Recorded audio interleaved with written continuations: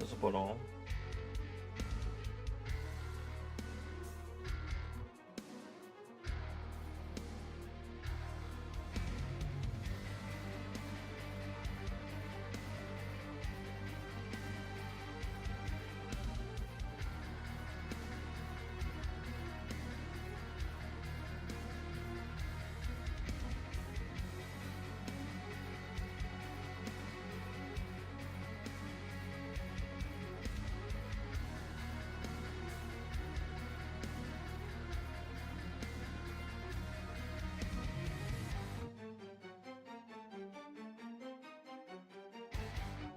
Juillet 98.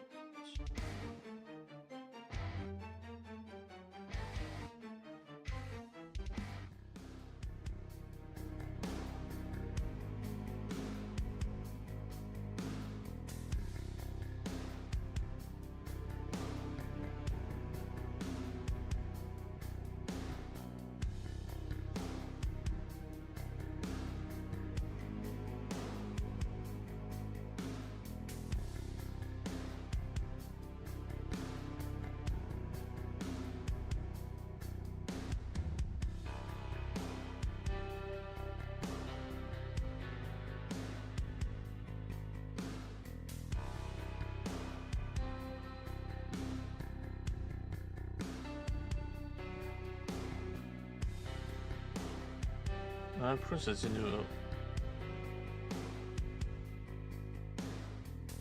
Ça dit new update, cette affaire-là. Ok, attends là-bas. Enregistré là. Ok, 6. Quelque chose qui marche pas là. C'est bon.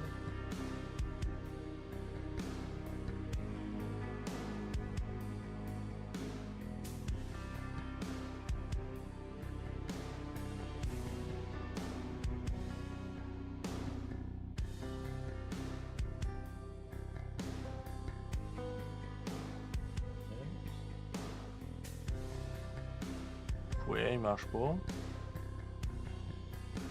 C'est bugué.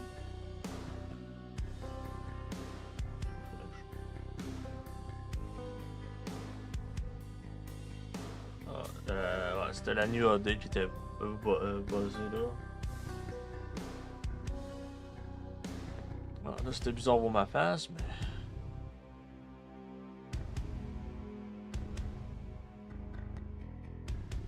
Non, je vais faire quelque chose de genre.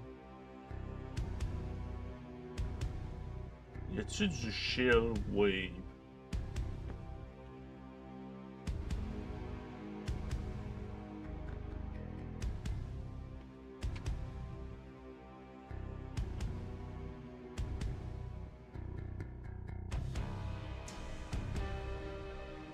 Wide bat.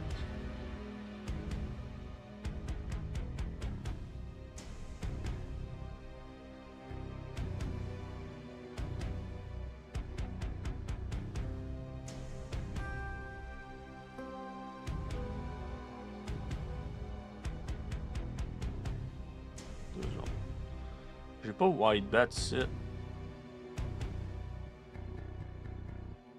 Ah, ici. Lui.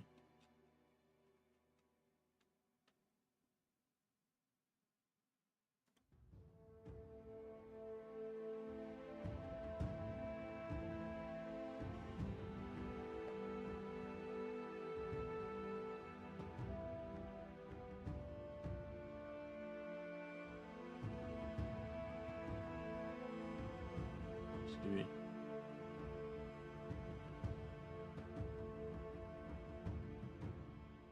Last light.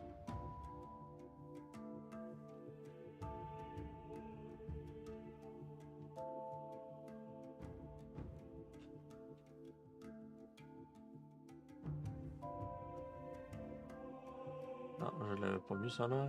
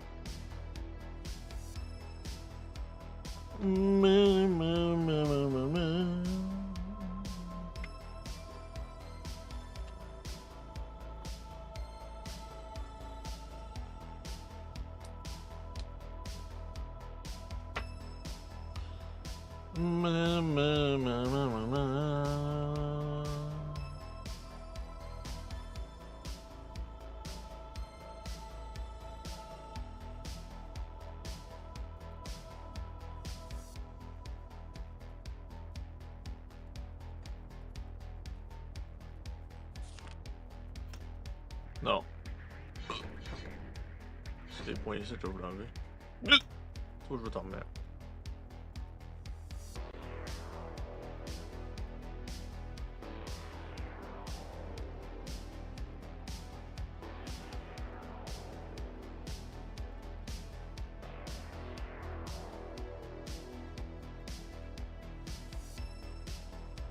Ça, c'est bon, tout mettre un point, là, c'est un peu plus de dommage.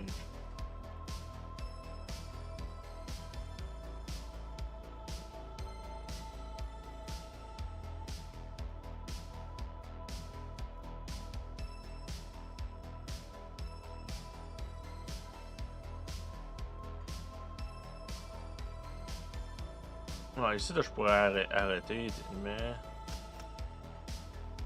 Plus de dommages.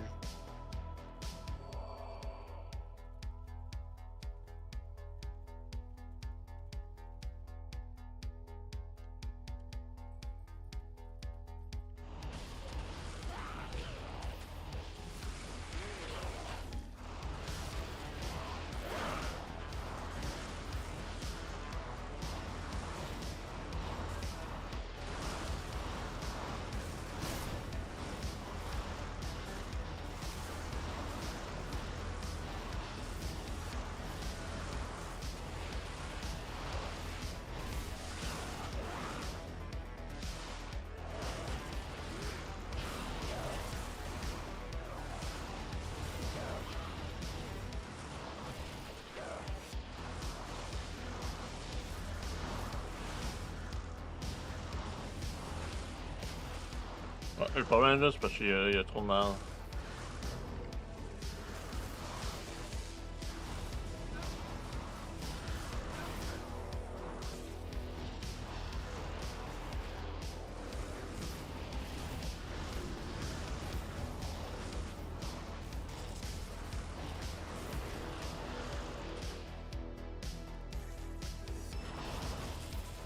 Bon,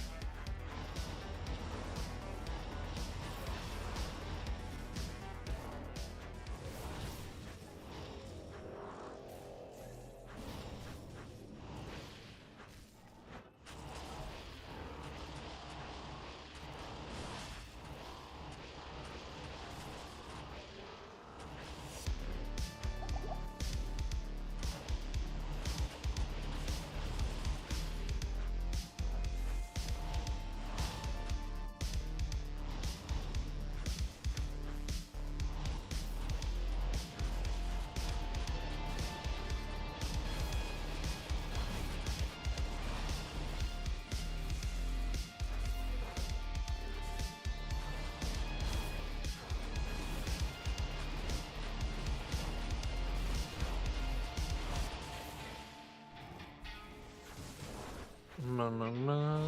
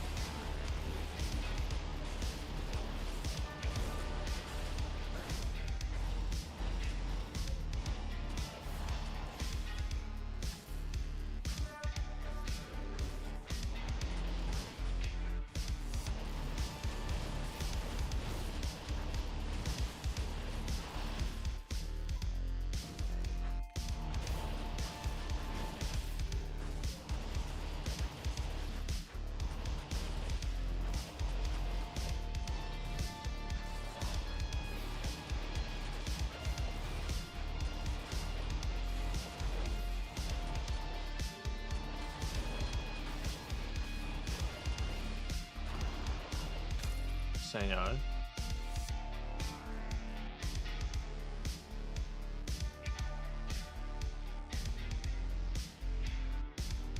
C'est juste bon.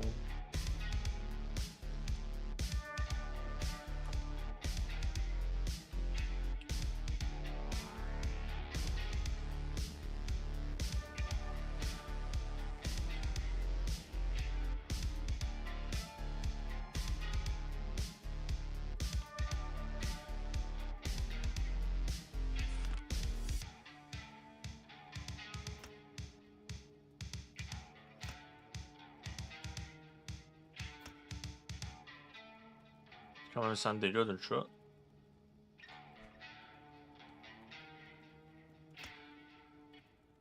Ah, ouais, c'est bien plus haut de ce point-là.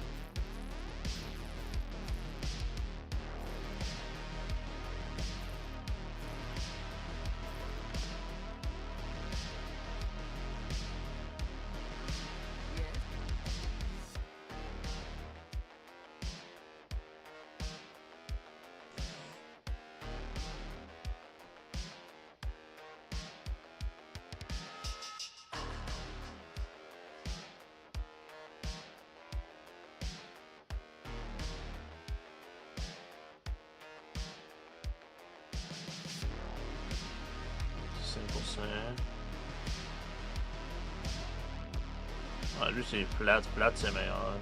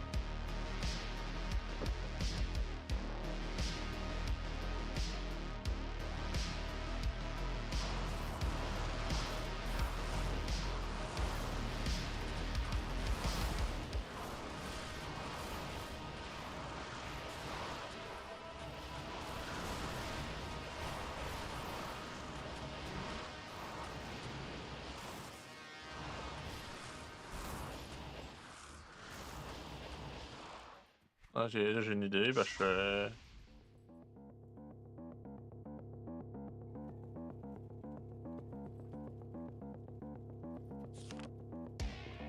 Ah, j'enlève ça, j'enlève ça.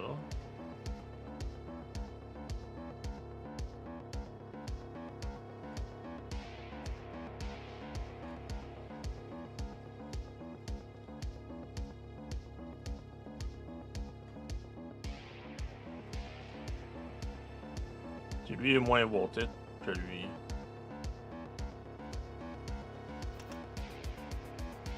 Montée mentale à l'aigre ici.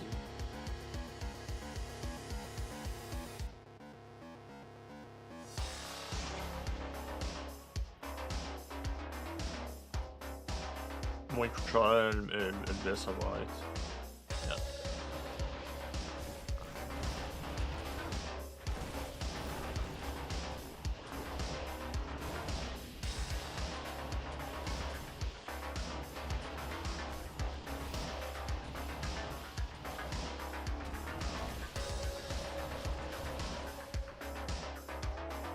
Ok, il va le mieux fort. C'est la bonne musique, mais forte.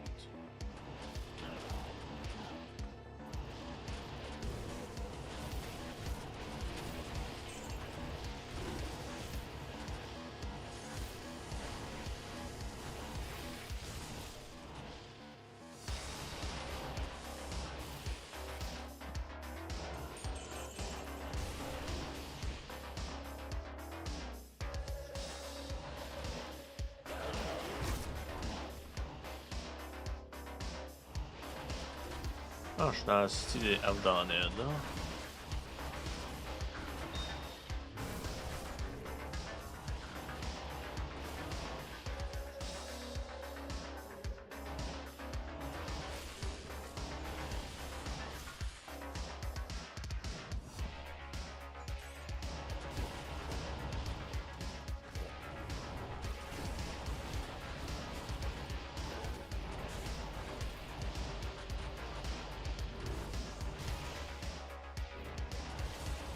Ouais, je devrais peut-être rester petit parce que ça coûte cher à remettre, là.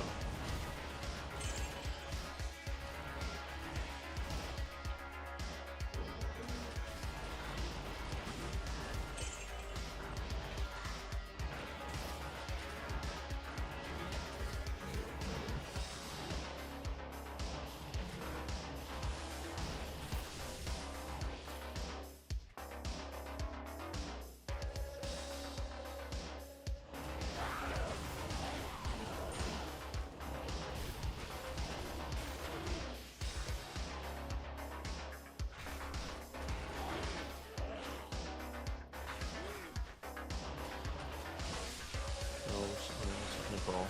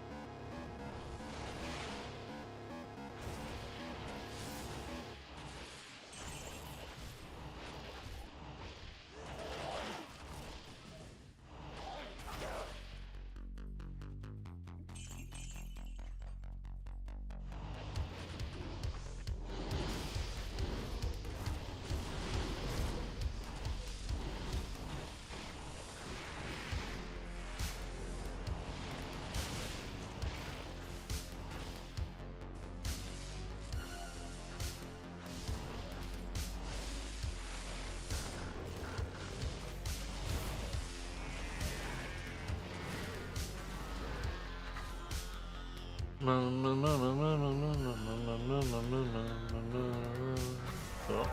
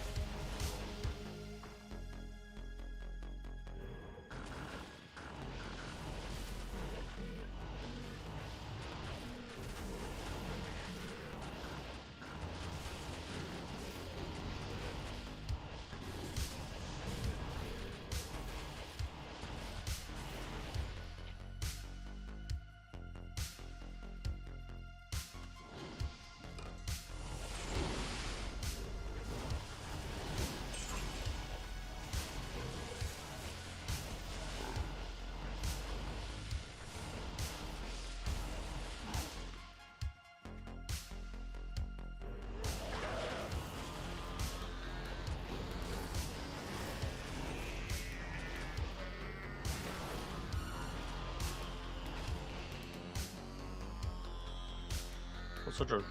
Ouais.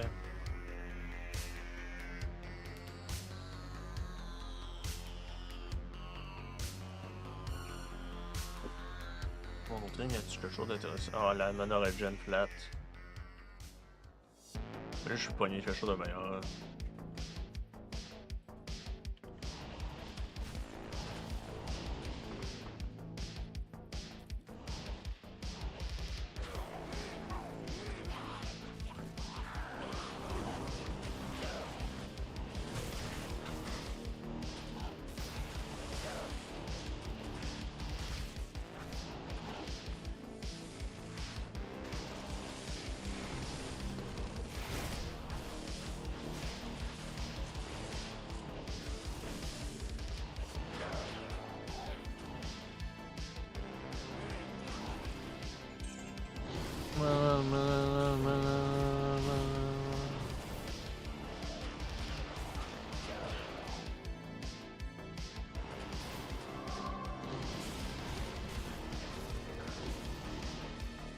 Mana. 1400.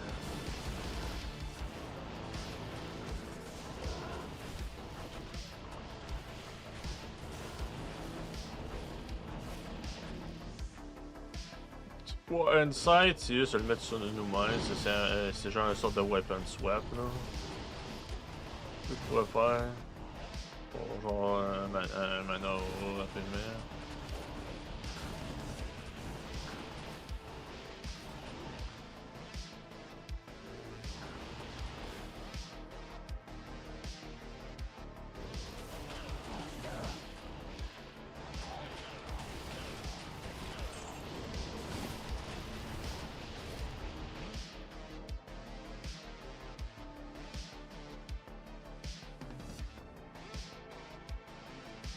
Je pense que j'ai en masse de damage, ça veut dire que je vais mettre un peu de course. C'est genre je pourrais l'enlever de. Un peu mettre plus de days. Ça c'est vraiment bon.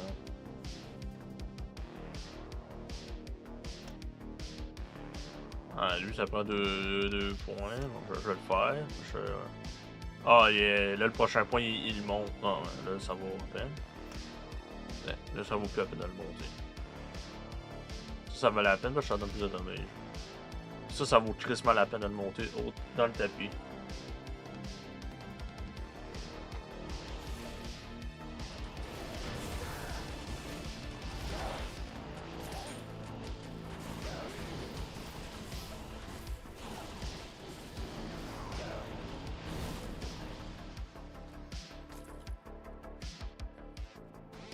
Bon, je pense que je vais aller au WP puis je vais retester le mode.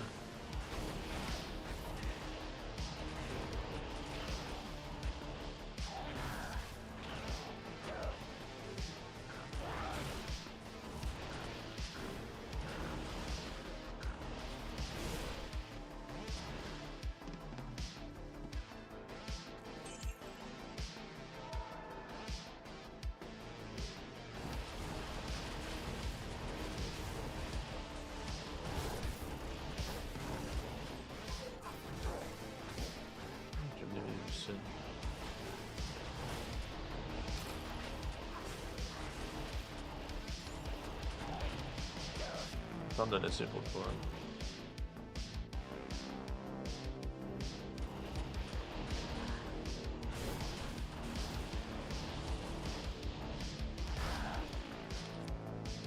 Du coup, j'avais donné un Anestray, là, ça me tente de... Ah, ben, c'est parce qu'ils ont changé des affaires.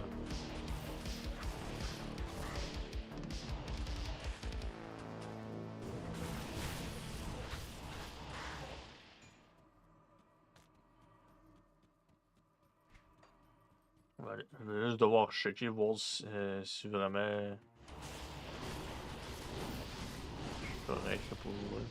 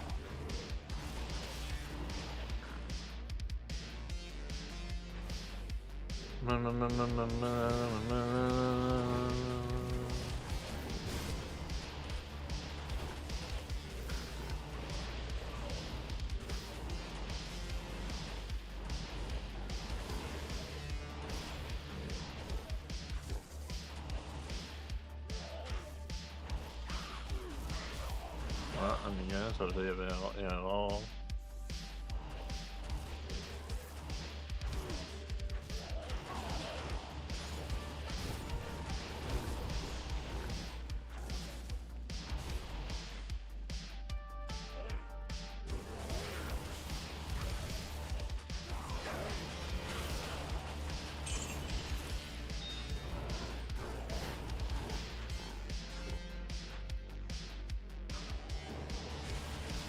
Bon, ça c'est dans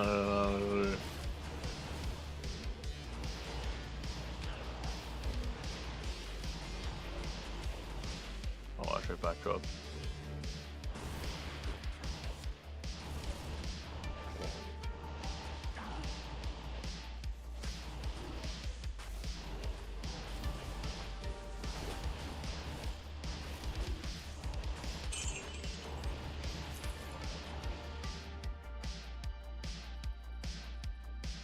Fait.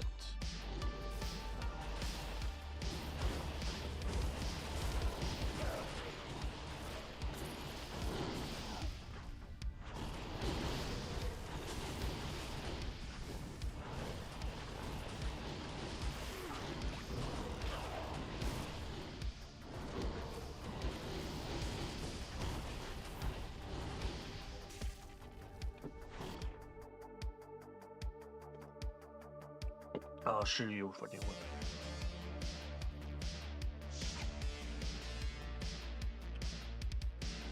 Ah, il y en a un, oui. Ah, ok. Ah, well.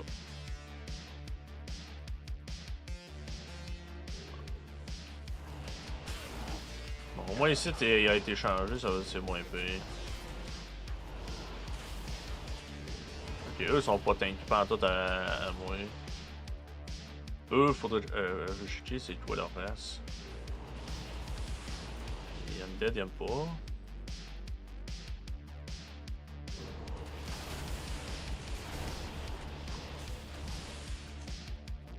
C'est quoi qu'on ici? Si tank que ça. Des undead, ok, ils sont juste tank, ça veut dire.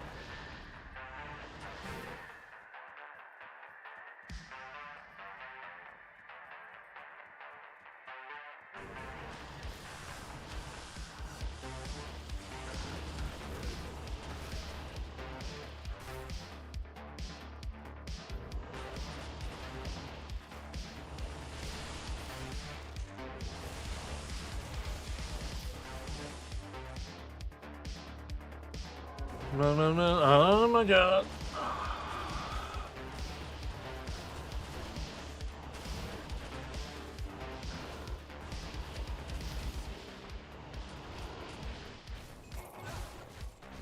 Il y en a un autre.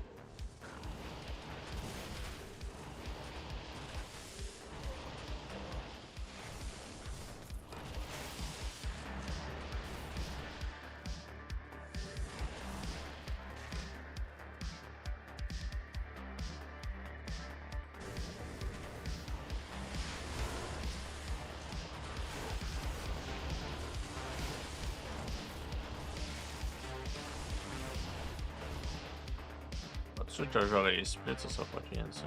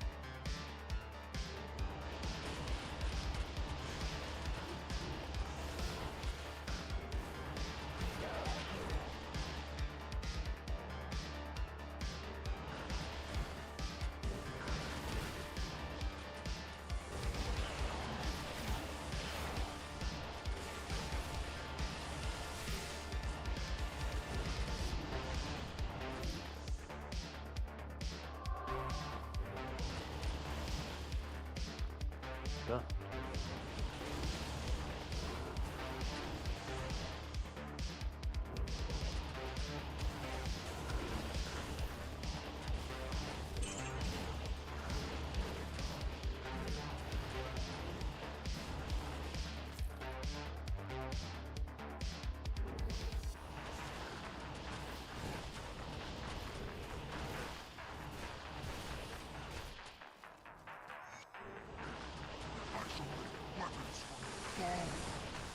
Tiens.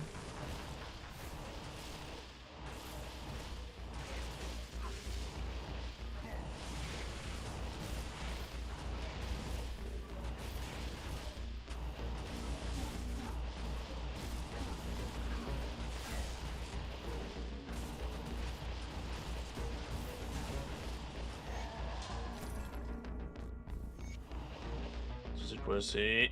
Oh, des pens! Ok. C'est pas bon pour moi, mais... Ah, il y a un set, lui, Calis. Glove, puis son... Ah, intéressant. C'est cool, ça. C'est cool qu'elles sont propre set.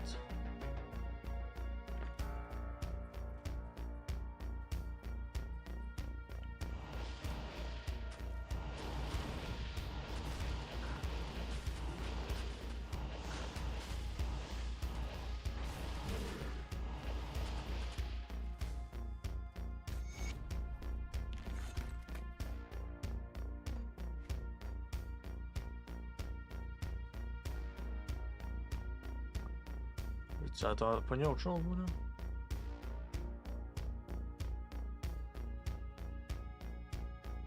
Ah, ça, c'est un damage, ça, c'est quand même bon, pareil.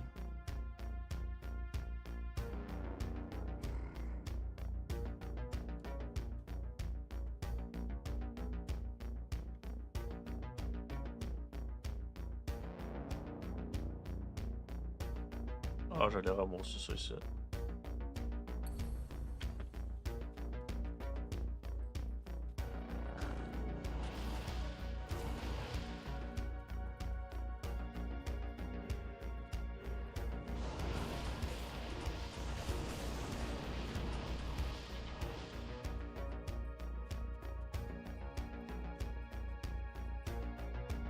Bon, laissez-moi genre 3 secondes.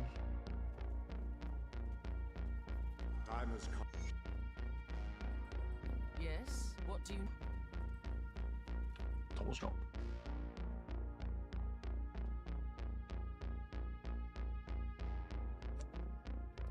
Ah, c'est pas la bonne place de l'eau.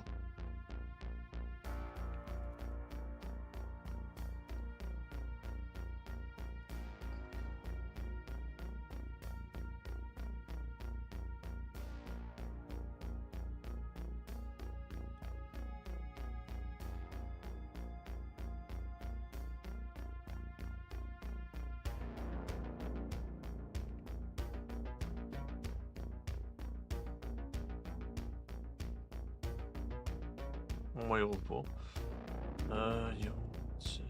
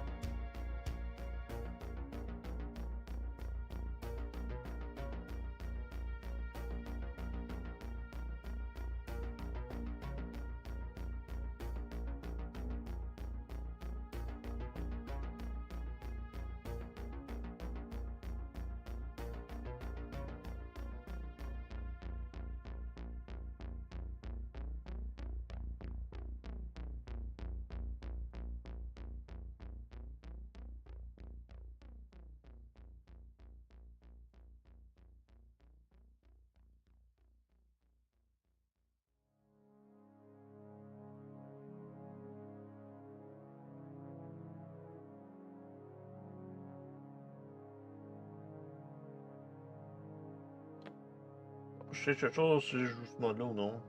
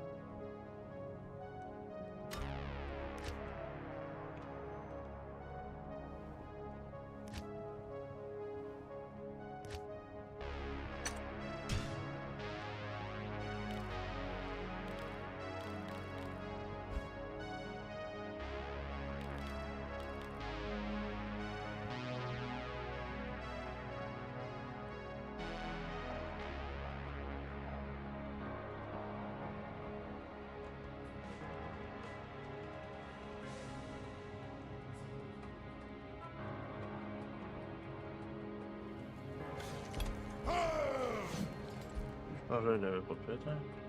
Good day. Double throw, ice trail. Open moi. Ok, lui m'intéresse.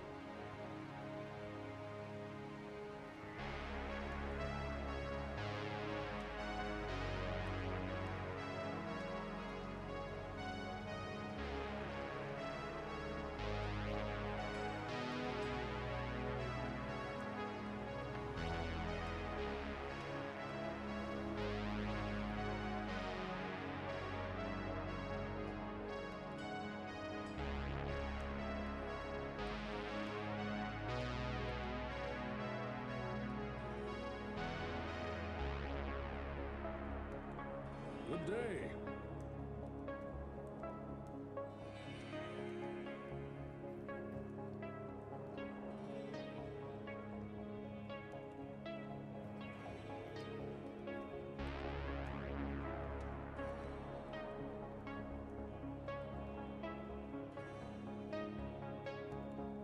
Mountain Storm.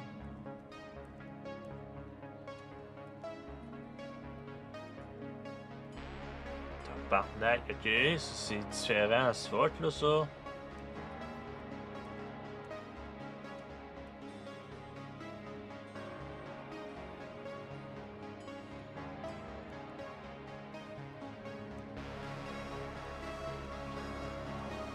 Good day. What the fuck, man? That's cool.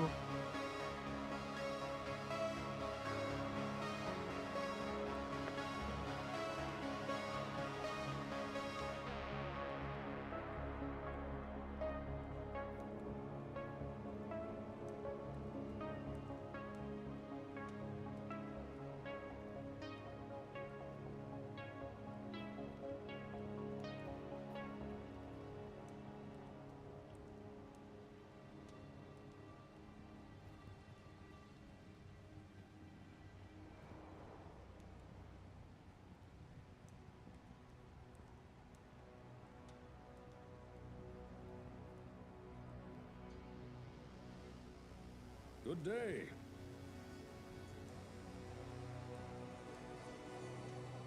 Ah, assassin, y a rien de nouveau, ça là.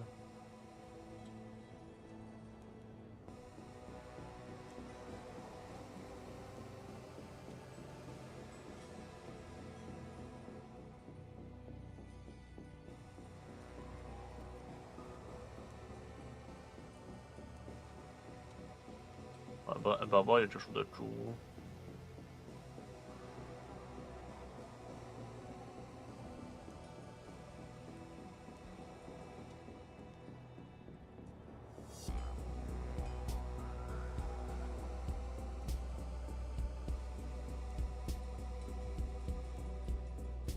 Good day.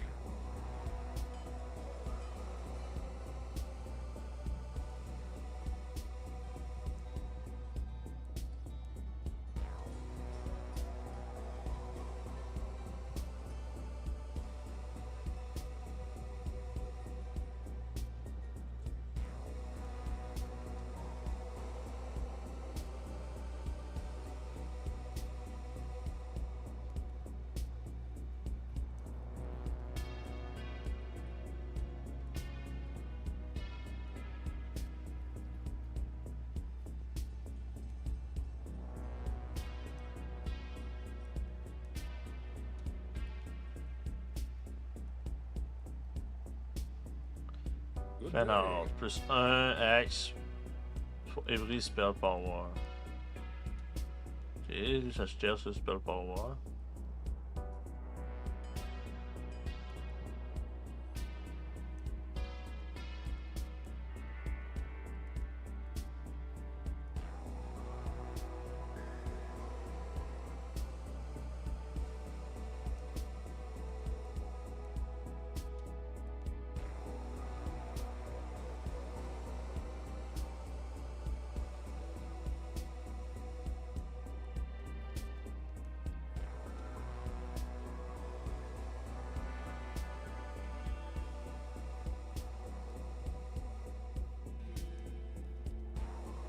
Good day.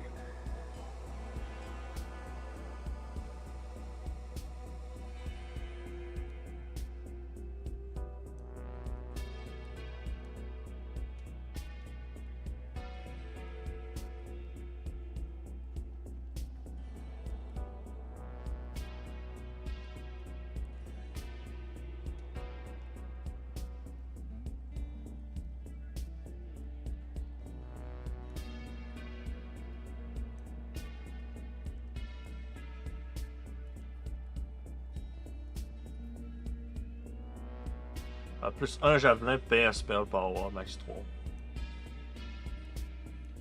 C'est trop spell power idéal, ouais, c'est pas pire. Good day.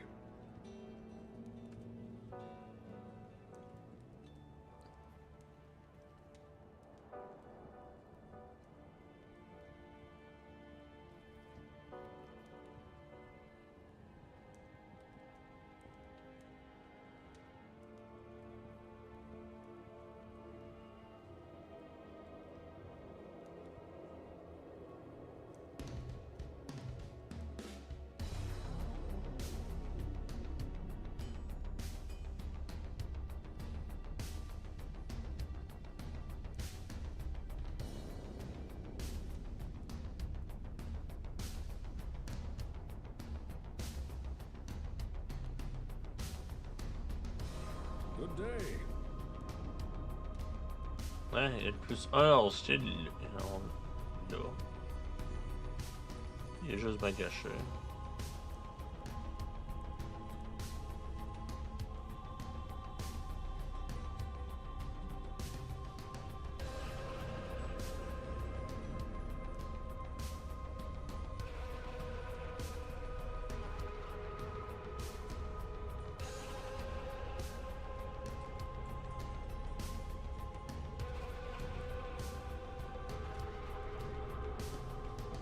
Ah, c'est One Stand, tu donnes plus un All Steel. Oh!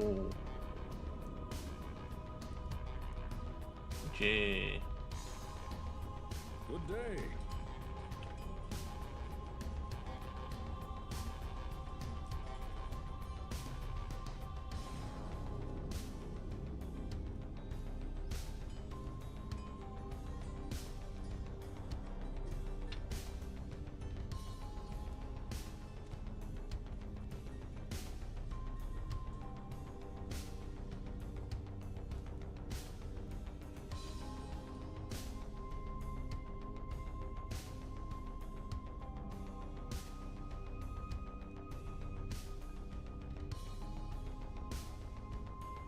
Deux secondes. Je sais pas comme ça. Good day. Not more info. Ça, c'est bon. Non, l'archer m'intéresse pas tant de ça. Elle a des affaires de ice, mais je suis pas trop intéressé de jouer.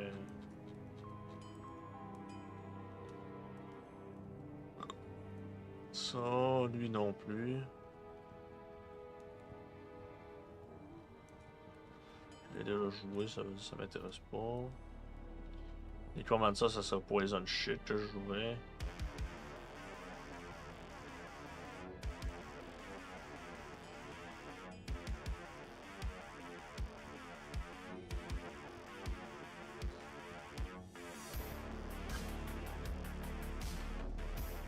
Good day.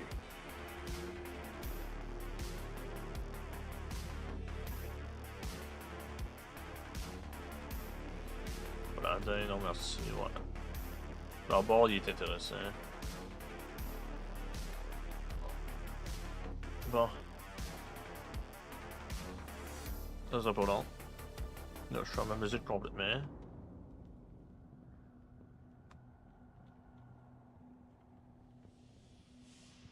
C'est quoi qui est ouvert?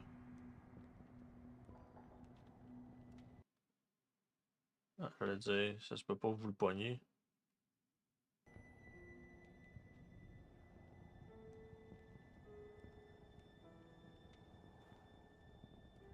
Bon, laissez moi 2 secondes.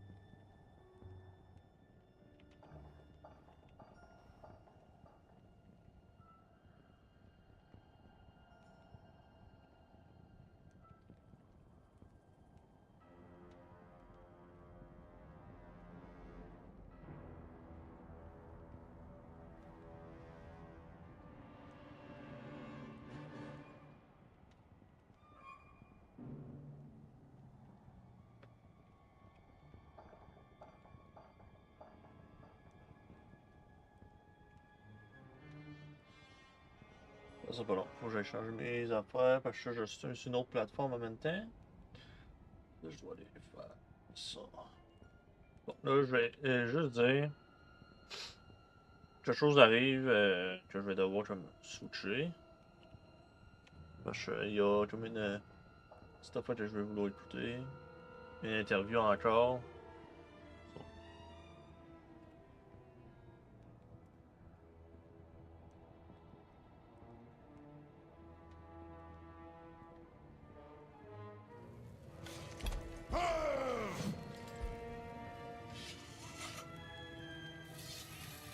So. Euh...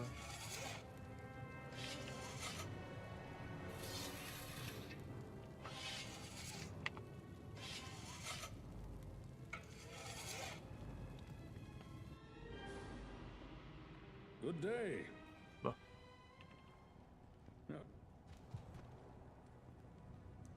Télékinésie.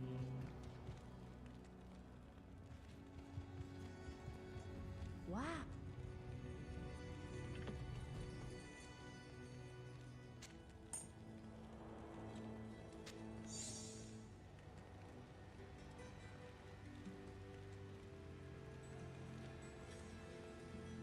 Ça me donne tout ça.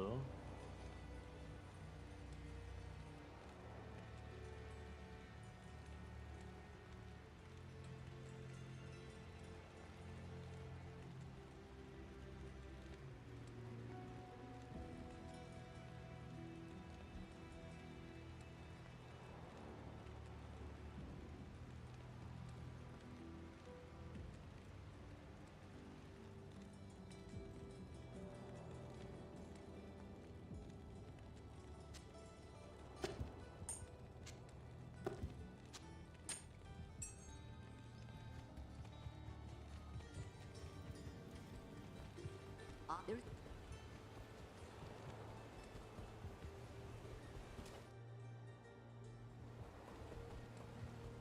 Beware foul demons and beasts. Oh, c'est intéressant ça.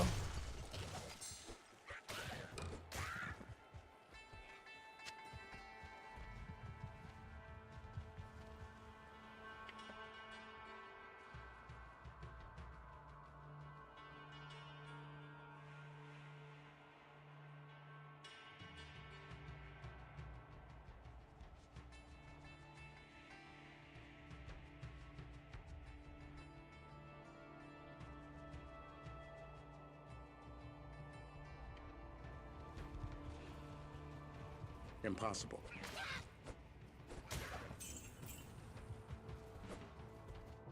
Je sais pas, toi l'autre.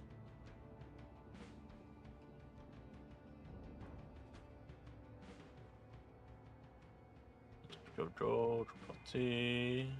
Just chill. Display activity.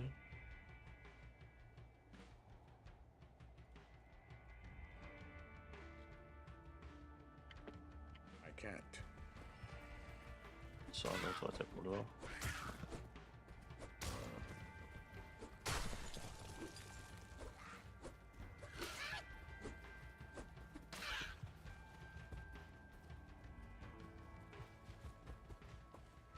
« 95 plus je manque tout.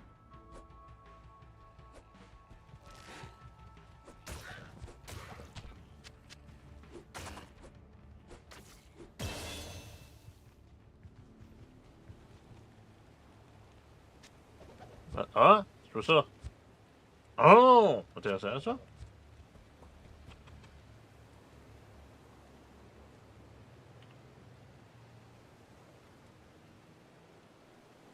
Bon. Là, c'est attack rating, j'aurai pas le choix.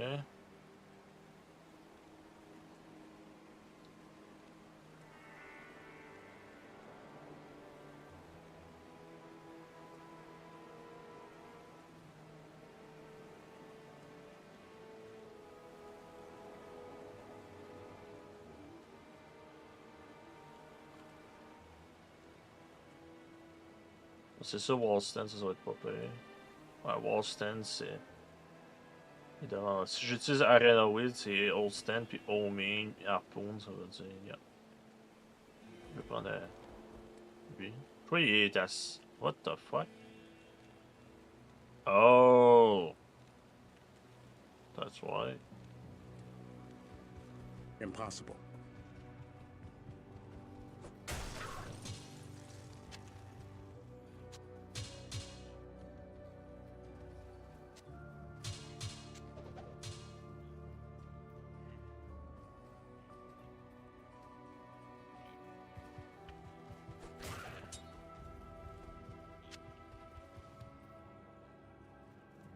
I can't use this yet.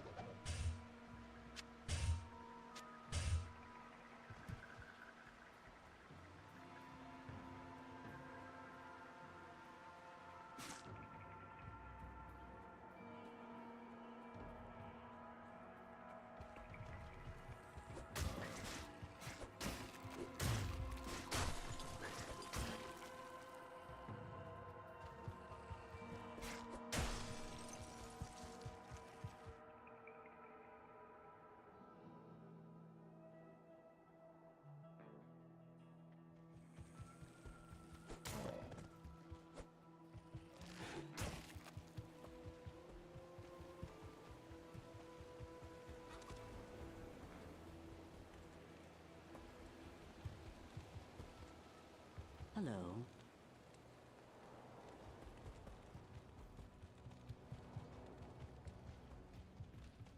Greetings.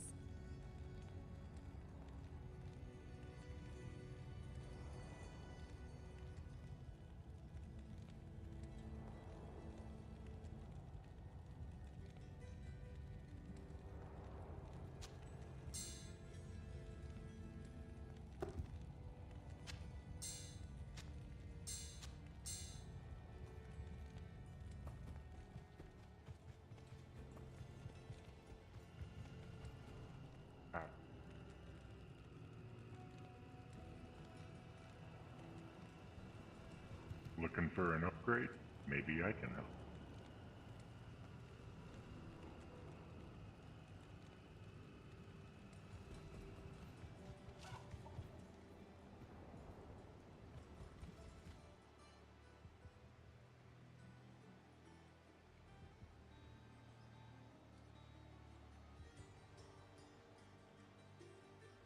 Economically tied to the map system in some way. Like in the case of Delve, you've got like sulfite, which you sort of need to be able to get somehow. In order for Delve to be completely untethered, you have to be able to get sulfite in the mine. And I guess the fear with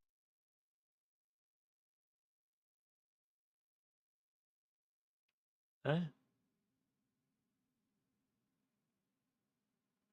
Non, j'ai tout perdu mon son, je vais vous jouer. Déjà.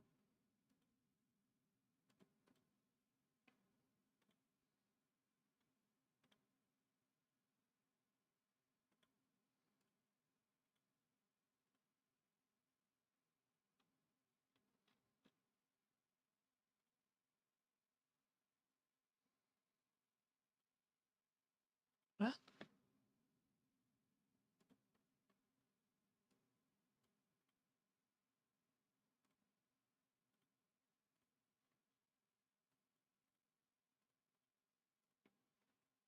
Oh boy, qu'est-ce que j'ai fait?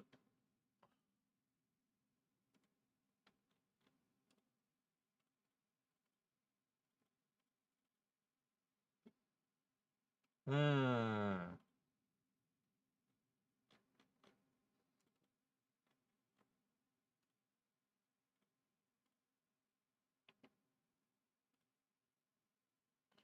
Pourquoi j'ai still pas de son?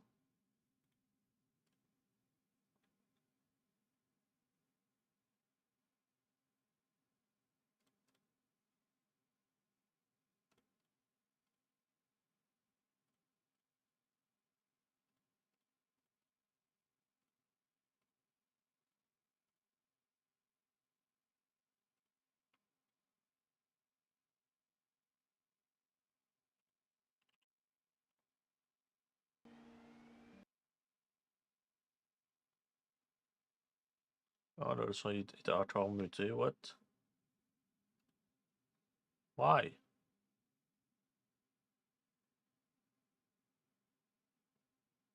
But yeah, we're not seeing a large amount of like endgame stuff.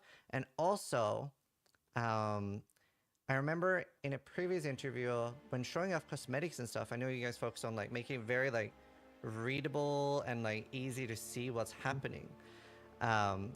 Do you think there will be any more targeting things for existing Path of Exile players that are getting increasingly worried that PoE2 isn't for them? For example, specifically showing off endgame, more really cool and complex interactions, like even the druid slamming the ground, volcano stuff activating, that's super cool to me. Right. More things like that.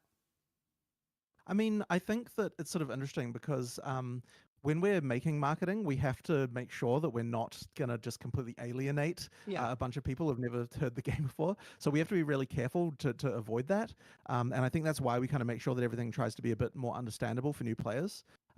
So yeah, like I guess the assumption is that like as far as like getting really deep into the weeds, we can do that kind of thing in this kind of context more, and then our existing players will be able to kind of appreciate that. But when it comes to like releasing big trailers and things like that, it really needs to be kind of like, okay, let's make sure that people don't think that.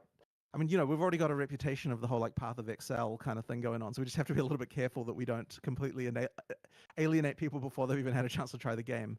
And I guess the other assumption is that a bunch of Path of Exile 1 players are likely to want to try Path of Exile 2 out and find out the fact that all the depth is still there. They're likely to just to try it out anyway, if you know what I mean, and find that out. So yeah, I mean, effectively, it just means that a lot of the time, yes, we have to make sure that the marketing is more new player friendly. I get that. Do you think you would be open to, for example, doing a live stream with a streamer where you're playing Path of Exile and showing something akin to like, here, this is like a pretty good pace, this is like blasting? Yeah, absolutely, we should be doing that, but I think that we don't want to be doing that until we get a bit closer to beta release. And I mean, as we get there, I'm sure there will be a lot more stuff like, I mean, because there's going to be various events and other things like that that we'll get to as we get closer to the beta launch. And don't worry, I'm sure you will get your chance to try the game again. Okay, it's very cool. At some point. It's at some point. Yeah, it's really a little bit premature to be showing in game right now, I think, because there's still quite a lot more to do. I've sort of said before that we don't have like full progression testing that we can do quite yet, and that's becoming actually really soon to the point we can do that. And at that point, we'll know what we need to do in terms of when getting to end game, getting like tuning the feel to make sure that you feel like you've got that power progression all the way through the game, and then where you kind of end up actually feels good as well. So that's still something that we need to sort of nail down, I would say. Cool. A problem for me right now is, especially with beasts and essences, I'll sometimes be fighting an essence or a beast that is like a real fight, and not necessarily tied to its reward either. Like it's not necessarily super worth it to fight it. Where I'll maybe be fighting it for a minute or two, and then I run up to the map boss and I snap it out of existence. How do you approach making that different and balancing that in PoE2? Well, so the bosses are going to be a lot more involved in PoE2, right? Like a PoE1 map boss is like, for example, there's Hailrake as a map boss, and if that lasted minutes, it's just going to be boring, isn't it? So, I mean, a lot of the bosses in PoE2 are going to have many different mechanics that you have to fight through and everything, and that on its own is going to be quite a bit different. But I believe there's also some changes in Mark, PoE1. There is some issues basically in PoE1 where because of the way that multiple mechanics can stack multiplicatively, you can get into a situation where there really is too much life, effective HP on monsters, due to that.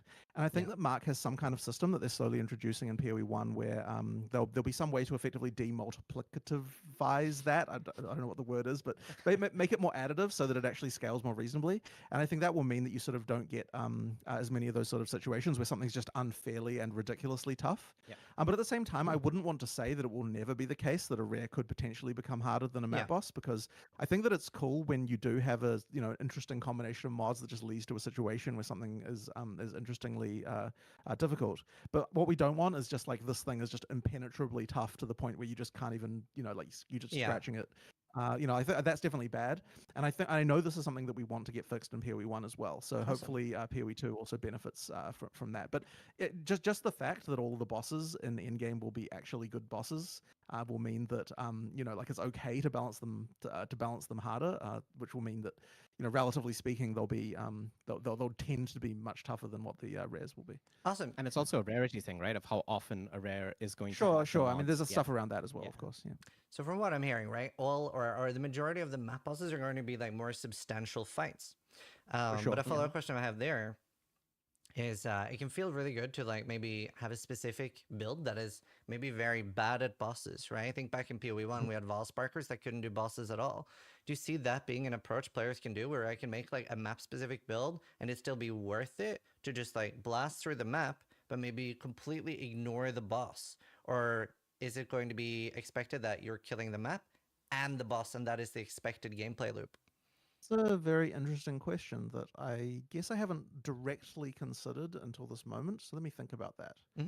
So, Well, there's a fraction of the reward that comes from the boss versus the map and versus league content. So I guess in theory, if you could do the rest of it fast enough that you could give up the reward from the map boss, it would be okay? The intention is 1/3 from the map boss of reward, roughly. So that basically means that if you can do the 2/3 more efficiently such that you can overwhelm the 1/3 that comes from the map boss, then that could still be plus EV for you. But I'm just thinking, like, do we actually want to incentivize that behavior or not? It's an interesting question. I have a direct follow-up too that might make you think about it differently as well. And it was initially supposed to be about core bosses specifically, things like Eater Worlds and stuff.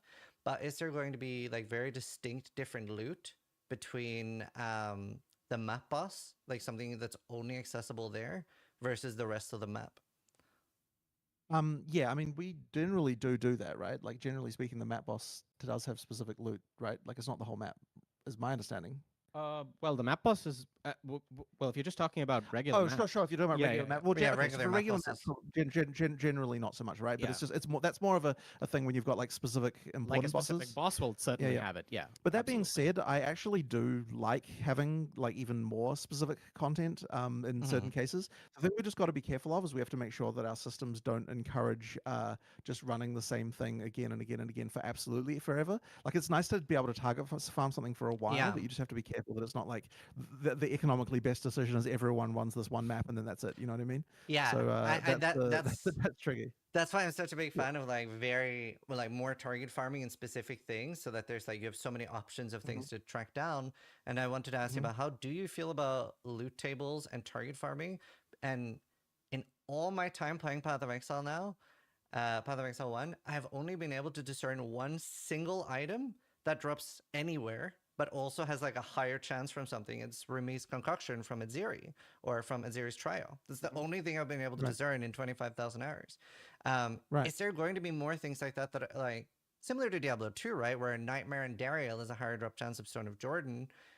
Are you approaching that in any way? Like loot tables and target farming of things that do farm globally? The funny thing about that is div cards kind of are that in a way, because div cards ultimately are a way to target farm a certain thing. So I guess like, I mean, we haven't discussed whether or not exactly how div cards will come back and so on, but like if they, like, I mean, but effectively like div cards do serve the purpose of allowing you to target farm for a certain item with higher chance at a certain area. Yes, but there's a big difference there in that div cards usually drop in one zone. I'm talking about things that maybe drop globally, but something has a higher chance of dropping it. Right. Well, but So- the unique that the div card gives drops globally is, I think, what. Yeah, that's what I Right. mean. So like if the unique the div card gives is drops Sure. globally, then the div card effectively serves as like a way to Sure. target farm that thing Mhm. over, even though, so I guess I would say that those systems kind of seem a little bit similar to me. Right. As for whether or not the actual map boss itself would drop like more as opposed to the map, I guess we could consider doing that for something like a div card. Like it's a potential way to kind of make it so that you've got that like that situation like that. But I mean, my understanding is that you had some issues with div cards in PoE1 as they are right now. So I'm curious to talk about that if you want to talk more about Yeah, it. that's my next follow up. So, because Right, I was okay. watching the Crypt talk about this, and Mhm. yeah, I personally feel like divination cards, especially for boss drops and stuff, super devalue what they drop, especially with something like the Void or when they can come from diviners. Yeah, yeah, Not yeah. inherently against a divination card for a boss drop as a pity drop from either another really Right. challenging boss or the boss itself. But yeah, I wanted to know, how do you want to approach divination card and strictness to keep boss drops exciting? Yeah. So we were actually just talking about this. So yeah, do you want to? Yeah, so I definitely agree with you in that it always makes me sad when a boss drop comes from a div card before a boss is even killed. Yeah. You know, Mhm. and we were talking about how it might just be better. Like, look, we don't actually know how div cards are going to come into PoE2, but if they did, they would only be limited to world drop items and not boss specific items. Because I That's- mean, in theory, we could have the boss drop a div card for the boss's loot itself, but that sort of defeats the purpose a little bit. Exactly. So yeah, like basically, I think we were saying how if we were doing it, we probably would prefer that we excluded things that were in boss specific loot. But I know there's even other things like, so the other one that kind of also causes this is the reliquary. Yeah, like it that, and does. like Mark was saying that he feels a bit sad about the fact that like you've got foil things of a thing dropping before Yep. you've actually got the ability for the players to get the non-foil one. Yeah, Seems a absolutely. bit backwards. So there's like a bit of an issue there, I think, as well. Yeah. So yeah, it's something we definitely need to bear in mind, I would say. Yeah. And we did sort of discuss a few things about ways to. Yeah, but I don't know if I don't know if I've got a specific solution I'm quite happy with yet, but that is definitely a concern. But at the same time, like I know that players really do enjoy the process of being able to create things like div cards, so it's something that I do want to try and have something like. I do like things like that being in the game, so it's just a matter of making sure that we're controlling them right. Yeah. Yeah, and like obviously, well, my thought was you could have like boss pity drops that just can't drop from generic location div cards or the void, right? That the boss itself is the only place to get the pity. Right. But a follow up I have is all divination cards right now are made by supporters, right? As a company, you haven't made a single one. Right. Is that something you're thinking about changing, or do you think that will be a supporter pack?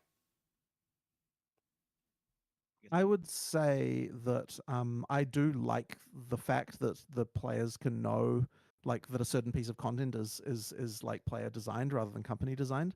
Like I kind of like that separation. So I think that I would want to maintain that sanctity if we're doing that. But yeah, it's like as I said, we have to sort of work out what our rules are going to be for stuff like this. I mean, one question people have is like, are you going to do the whole design a unique thing again in Yeah. PoE2?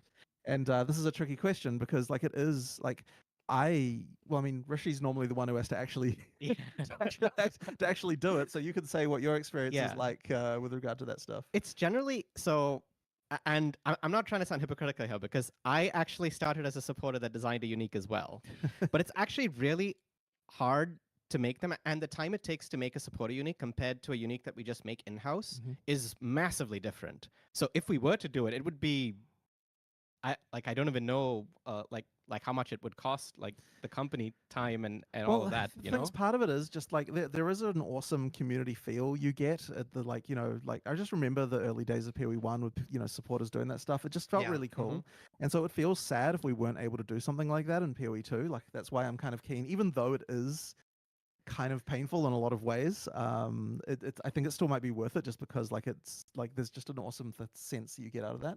I think the main problem with it actually is not so much the process of designing it with the community, but more the afterwards when like some other thing like some new item will come out that's like better than the one the supporter designed for some purpose, and they're like, oh, you have to buff my thing, and like effectively they've got a sense of ownership over the item after it actually goes in the game, and that's kind of like that's actually probably the worst part about it. Yeah. But yeah. Because one of my questions was if you felt that you're too big to do that now.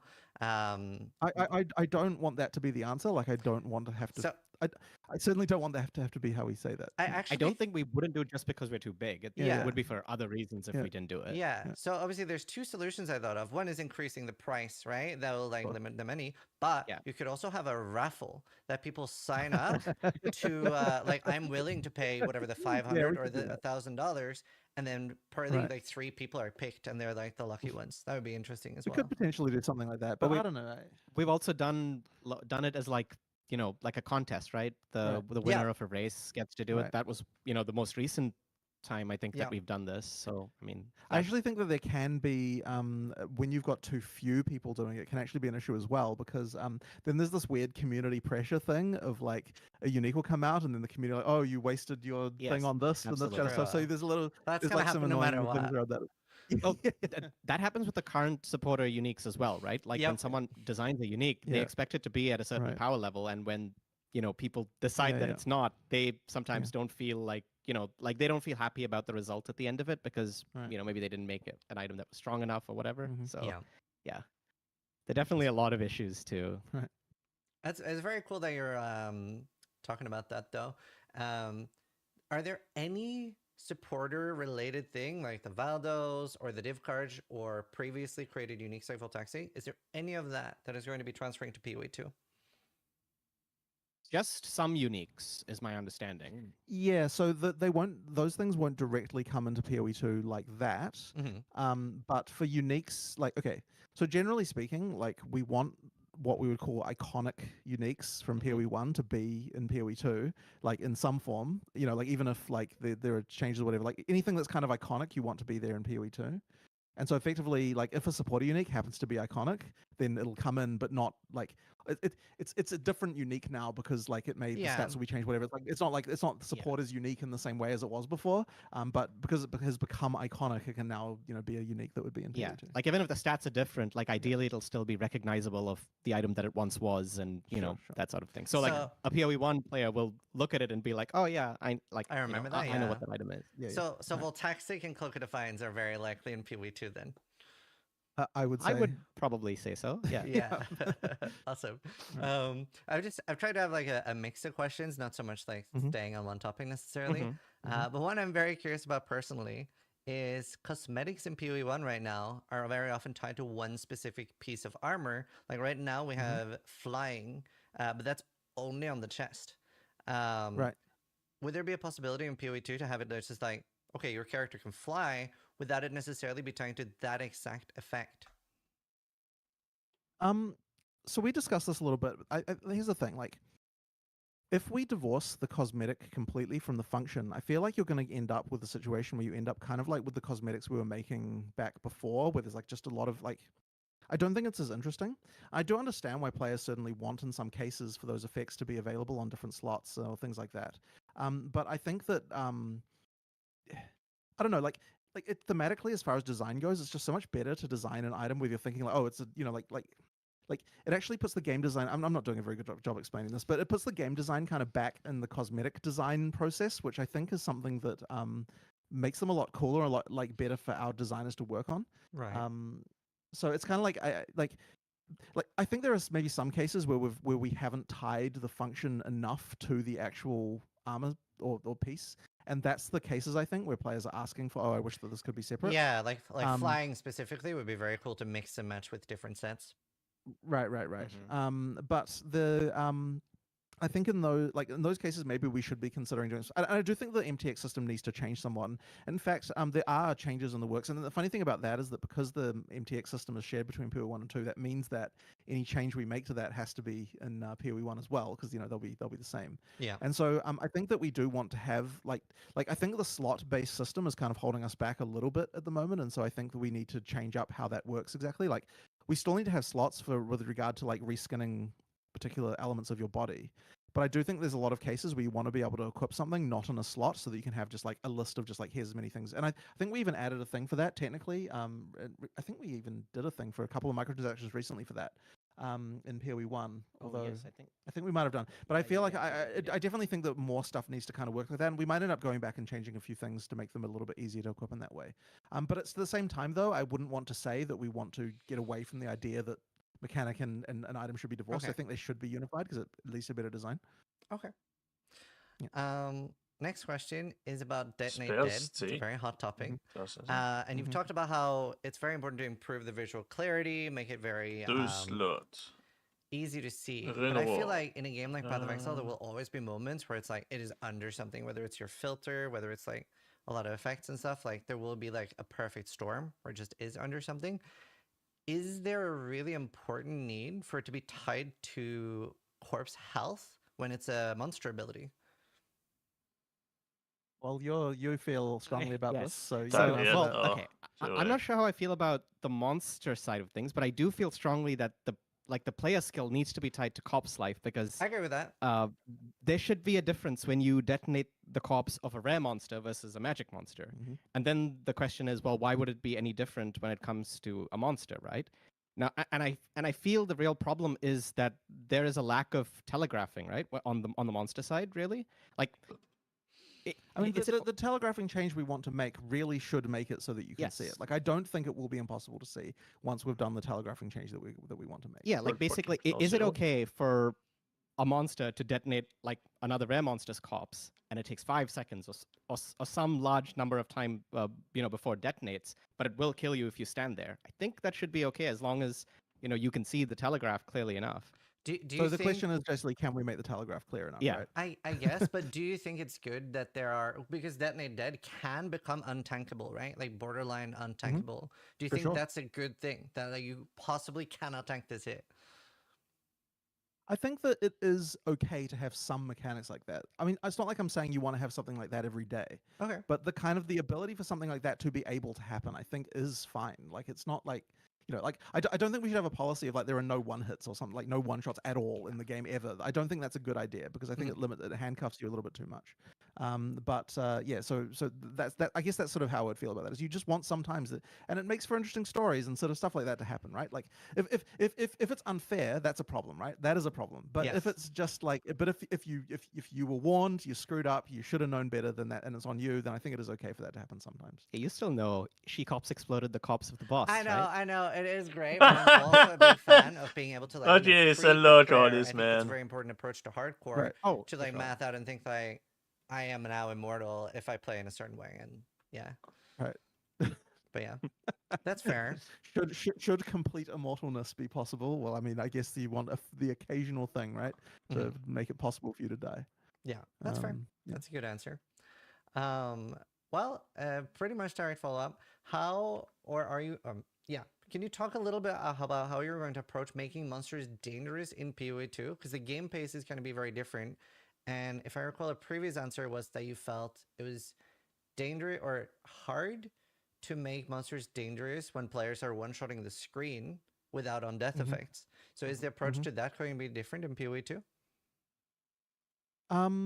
As far as making monsters dangerous go, like I think that the one interesting thing about that is that the mechanics of the average monster in PoE 1 are probably generally less complicated than they are in PoE 2. Oh yeah, there are some monsters that have more mechanics than some bosses, right? From PoE 1, Yeah. sure, yeah. And so like that means that in your general mapping, like there will be more complexity around like some of the stuff that can happen. In terms of like the difficulty, I mean, so like, I think like maybe part of what we're talking about before with the thing you were referencing was to do with like basically how fast can a monster kill you and that kind of stuff. Like can you get one shot and this kind of thing. Well, also just like what type of mechanics can we expect to see? Like I really like volatiles, barriers, the mana ring, and things like that. Okay, so you're talking about rare mods specifically. Sure. Yeah. Oh, I mean, sure. I mean, like that. I mean, that stuff. We actually need to do like a whole refresh of more mods for PoE 2 around the stuff. There needs to be a lot of design stuff like that. I wouldn't say we need on death effects to make. I wouldn't agree with the idea that we need on death effects to make things hard. Like it's a thing that can make something hard, but I don't think that it's like required. But yeah, I mean, it's just a matter of like designing more rare mods and and things like that. I mean, it's an area that we can do. It's sort of hard to be a bit more specific than that without like I wouldn't say there's like one thing that makes it hard, right? Like it's just a matter of like we add a bunch more mods and make things. I guess something I'm curious about then is I would love to hear how you feel about on-death effects, and also talk a little bit about any mechanic like that, that volatile mana ring, etc., that you like or don't like? Well, I think I talked a bit about On Death before, and basically the idea that On Death, what it does is it means that you get something. There's something you have to play around when you're killing monsters in a pack. It's not so much that we want you to just do that God, if you yes, already man. won. It's a matter of like, okay, so as I'm approaching killing this pack, I just need to be a little bit careful because I know that there's something that's going to happen. So I like take them out one by one, or I'm just a little bit more careful around that stuff. So that's just that's the purpose that that mechanic is intended to serve. Yeah, Okay, like damage that's what that's for. But I mean, ideally, it's not like that's the only thing you should be careful about, right? There should be many different things that you're worried about when it comes to Yeah. when it comes to this stuff. Yeah. And then was there any that you really liked or didn't I like? don't know that I would single out any one thing in particular. I don't know. No, if you not have anything- really. I mean, generally, it's just things that make you approach combat differently is what we Right. like, right? Right, Like, right. and that's, I know, not a very specific answer, but Mhm. that's really what we're trying to go for when it comes to you see a mod and you're like, oh, I need to approach this fight differently Yeah. than what I would normally do. And just to make sure, I can't remember exactly. Obviously, there's a lot more pausing and stuff in PoE 2. Mhm. Does that mean that we can expect? This might have been answered. Can we expect to pause when we're talking to a vendor or something like that? Like, say for example, one of the merchants in the current League Affliction, Oh, you right? mean Like oh, being with the being league attacked mechanic? while talking to them. Yeah, Right. it's very frustrating. You know, I haven't actually I don't think we've actually talked about talked this. about Okay. that particularly. Something that we could do. I agree, it's kind of lame when you're talking to a world vendor and then monsters are coming up Yeah. and attacking you. Yeah, because it's so It's frustrating right so- now. I'm in Affliction, and yeah. I'm like, I kill all the monsters. I look, I wait 5 seconds, I talk to the vendor. 10 seconds later, there's a monster gnawing at me, and I'm like, Yeah, Right. yeah, bro. I know. I think that what my preferred solution to that, and there's no reason we couldn't do this in PoE 1, would be to like.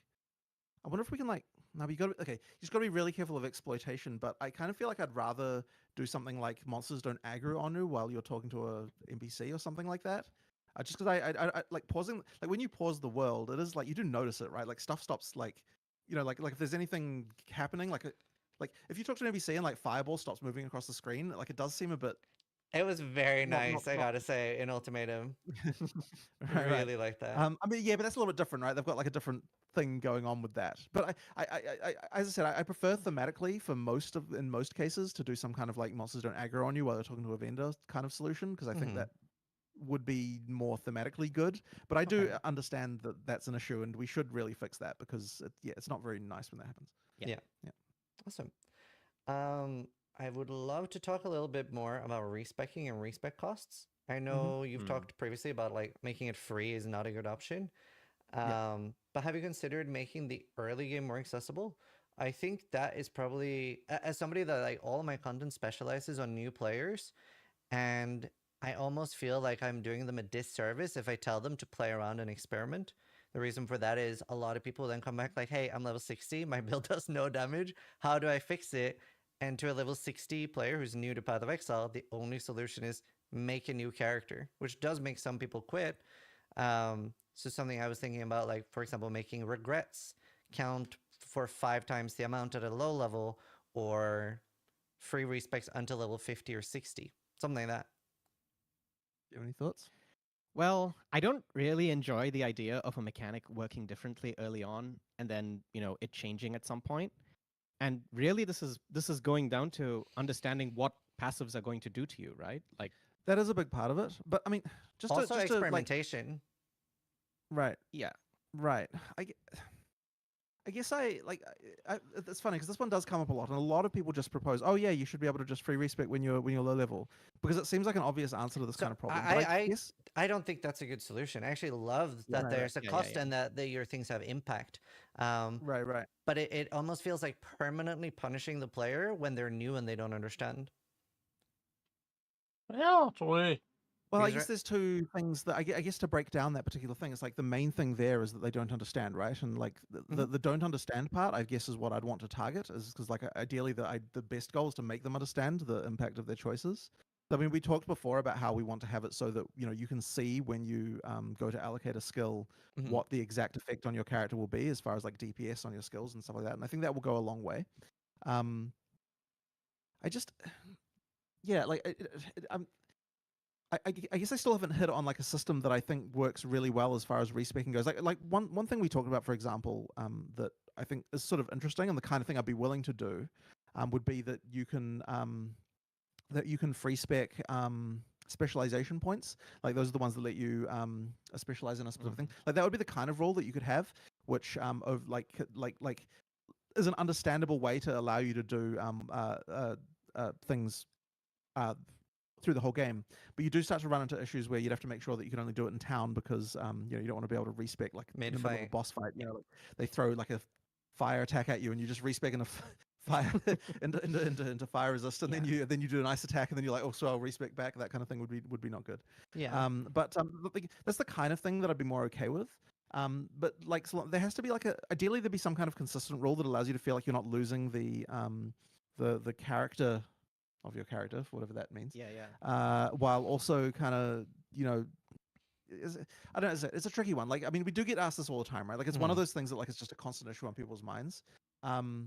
A minor thing too is I think we've made at least, like, I guess this isn't completely done, but the passage tree is meant to have more generic nodes at the start, and then they start becoming more specialized as you travel further out. I mean, that's sort of true in PoE1. It is sort of true. It is but true. we're trying to make sure that is the case, right? And that can kind of mean that you don't really have that sort of issue as much either. But yeah. So you've said that it's going to be more indicative on the skill tree how much something is going to do for your build, right?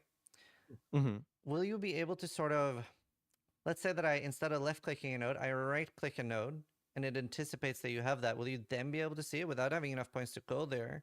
Because a big problem I see is, let's say that somebody starts as a marauder, right? And they end up traveling all the way up to witch instead of down to duelist, right? Because they didn't know like what kind of nodes to expect there and stuff.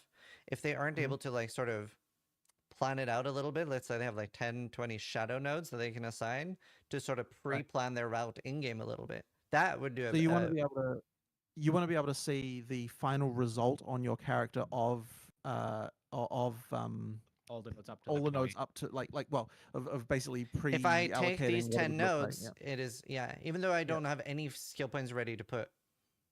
Right. We actually discussed this a little bit, and I guess I'm a bit undecided as to whether that's good or bad. So I previously said before that I want to avoid too much like path of building stuff in the game client because I feel like it can develop things. But on the other hand, like it does seem harmless what you're talking about, and it wouldn't actually be hard to implement once we've got the ability to. Okay, assuming that we already have the ability to show you what the change on your character is for a single node, right? There's no reason it would be harder to do multiple nodes. Like it's sort of it's easy enough. Yeah. So like, I mean, it's the kind of thing I could see us potentially doing, but I guess I'd have to explore like what the full sort of implications of that are. It's the kind of thing we could potentially do. Cool. Because I do feel. Sorry, go on. Go on. No, you go on. I do feel that endgame respecs right now are in a very good place where like I don't feel like it's a problem to respec a level 100 character. It has a very clear cost, but I do have a lot of regrets at that point. So it's just PoE sort of the reverse of a lot of other games there, where a lot of other games I play are awful at the in-game respec, but are very forgiving early because you're expected to experiment more and stuff. Well, I guess one question with that is that do you feel like if you're at a level 100 character and you want to respec into something completely different, do you find that to be easy? Was it easier to re-roll a new character, or is it easier to easier to respec? Easier to respec. I think the end game respec in PoE is very easy. Right. Yeah, but I mean that's probably a little bit too easy at that point, right? Like because it's like you don't want it to be that you can. What have I done? Oh no! Yeah. No, it's very hard. It's very difficult. I think that's partly just to do with where the loot is at this point, as far as getting currency is concerned in PoE1. Like it's pretty easy. It's not like this. Look, PoE1 is what it is, right? So. Okay. I'm so sorry, PoE community. Yeah, but the thing is that like you want it to be that it's a mission you can go on, but that it's not necessarily it's not necessarily easier. It's not supposed to necessarily be easier than re-rolling a character. I mean, look, if you're talking about an actual level 100 character, then sure, it's going to be easier because level 100 should be a hard thing to get to. Not that it is particularly hard in PoE1. Well, depending on who you are, I suppose, but not that it is that hard, I guess, in PoE1 to get to level 100. But if you're talking about like you're like a level sort of 80 character, I would hope that that it would be the case that re-rolling another level 80 would be a bit easier than completely 100% respecing the entire character back to 0. But it's going to be the case in PoE too. Yeah. I guess we'll see. Like it's supposed to be a bit of a mission to go on, right? Is that way you still maintain the story of your character and everything, kind of. See, as a player, I do feel a little bit differently of it. I do like that there's a cost, but I do like that it's just that it is a cost. It's a clear cost. How Right. much am I paying? Mhm. And then I can weigh Right, the right. pros and cons. But I don't necessarily want it to be like really difficult. Right. As I said, I mean, we'll look into the balance of that for sure. Mhm. But at the same time, like, I don't want it to be trivial to be like, oh yeah, just easy, just like like just grab 100 regrets. It's simple as. But I don't know. Like, I feel like where were we 5 years ago, right? Like, how are things looking then? Well, I yeah, it has gotten increasingly easier, but I do Yeah. think it is something that causes people to play longer because ARPGs notoriously have a big problem with. Obviously, you guys get asked all the time if people can just skip the campaign and stuff because I think on Sure. software specifically, it can easily feel like a chore. So I do think reasonable access to respecking and remaking characters so that people don't have to do the campaign for the ones that want it. I do think there is a lot of value in that. Right. Understood. I guess what I would say though is that like playing longer isn't necessarily our goal within one league. Like we want you to come back and play every league. We don't necessarily want you to play a single league for like all 3 months, if you know what I mean. So like the argument really like I guess when you look at it from that perspective, it's like we want you to try out something again next league. I'm not that I guess I okay. I'm probably coming across negatively here because I'm just Yeah, a gonna little. but for sure, which I want to try and make sure that I'm saying okay. I'm not necessarily out there to be like okay, let's just make respecking really hard. Like that isn't really my goal. But what I will say is that I kind of want to. The primary feeling here is just making sure that you feel like my character isn't just like a what's the right maybe you're better at It's describing not it's not X amount of currency to convert into a completely different character, and I forget everything what my character was before. I mean ultimately it is that right ultimately because it is. respects do that but Yes. you don't want it to feel immediately just like It's you not know, just a trivial amount of currency, I suppose. right. You Is want it that to a feel fair at least word? probably you want it to make it feel like there's a little bit of a thing there like I am going on a mission to do this. It isn't just like something that I can trivially do. I mean Man. obviously you get to the point. I mean as a streamer you probably feel this way a bit more because of the way that like how to acquire wealth at this point like so therefore like the wealth cost probably doesn't seem very high. Yeah. But I guess I would say that I would hope that for the average player at least for the average player I would hope that it would feel like a cost that is like relatively significant for them to feel like oh yeah this is this is something that I would have to embark on. It isn't just like a like a Oh, I think. Oh, I just cut out a little bit there. I think I heard all of it. Yeah, I think I just disagree a little bit, but that is something that could be off-putting to people in the game. I think so. Be interesting to see how you approach that. I mean, since this is something that comes up a lot, I will like discuss it more with Mark and Rishi and stuff like that. Because I mean, look, one thing that is important to me is that if there are issues that the players are worried about, that we don't dismiss them. Like that's really Yeah. something that's ultimately really important. And I think that it's kind of the philosophy that I've had more around PoE2 is like no excuses about the stuff. Like if people are bothered by something, then we're going to find a way to deal with it. It's like so like if that's still really a concern, then we may have to go further than what I would feel normally comfortable with going with. But it's kind of like I guess like it is something like okay there are areas that you can get to where like I feel a certain way about something and if the players feel differently at some point I just need to find a way to change my opinion. So like maybe that will be something that needs to happen here. But I'm hoping that it doesn't and that we'll get this to the right place. But like if I certainly do like if we're in beta and people are still complaining about respecs, then we're fucked up somewhere. So like we need to make sure that that's not a thing people are going to be complaining about. I think that's a good take. And another thing that's important to consider too, the better someone is at the game and the faster someone is at the campaign, the less they're going to mind it too. Like I personally don't mind doing the campaign because I do it in 2 or 3 hours, but there are so many people that maybe even after a few thousands of hours of Path of Exile still do like 10, 15 hours through the campaign. And to those people especially, I know it does feel like a chore. Right. Understood. Yeah. Very different question next. Is the private league system something that is staying in Path of Exile 2? Yeah, we'll definitely keep it. Yeah. I always hope that there are more things we could do with that, but it's kind of one of those things that ends up not really getting a huge amount of development time. But there's no reason. I mean, look, it'll just work as it works in PoE1 without us having to do anything. So there's no reason for it not to stay. But yeah, it'll be nice to do some more to it in the future. So I have some extra ideas there for a private league system yeah. thing. Something I've always wanted to see, and I want to know how you feel about it, would be, let's say, a month in or 2 months into the league, crazier options unlocked for private leagues, but they're tied behind a void league.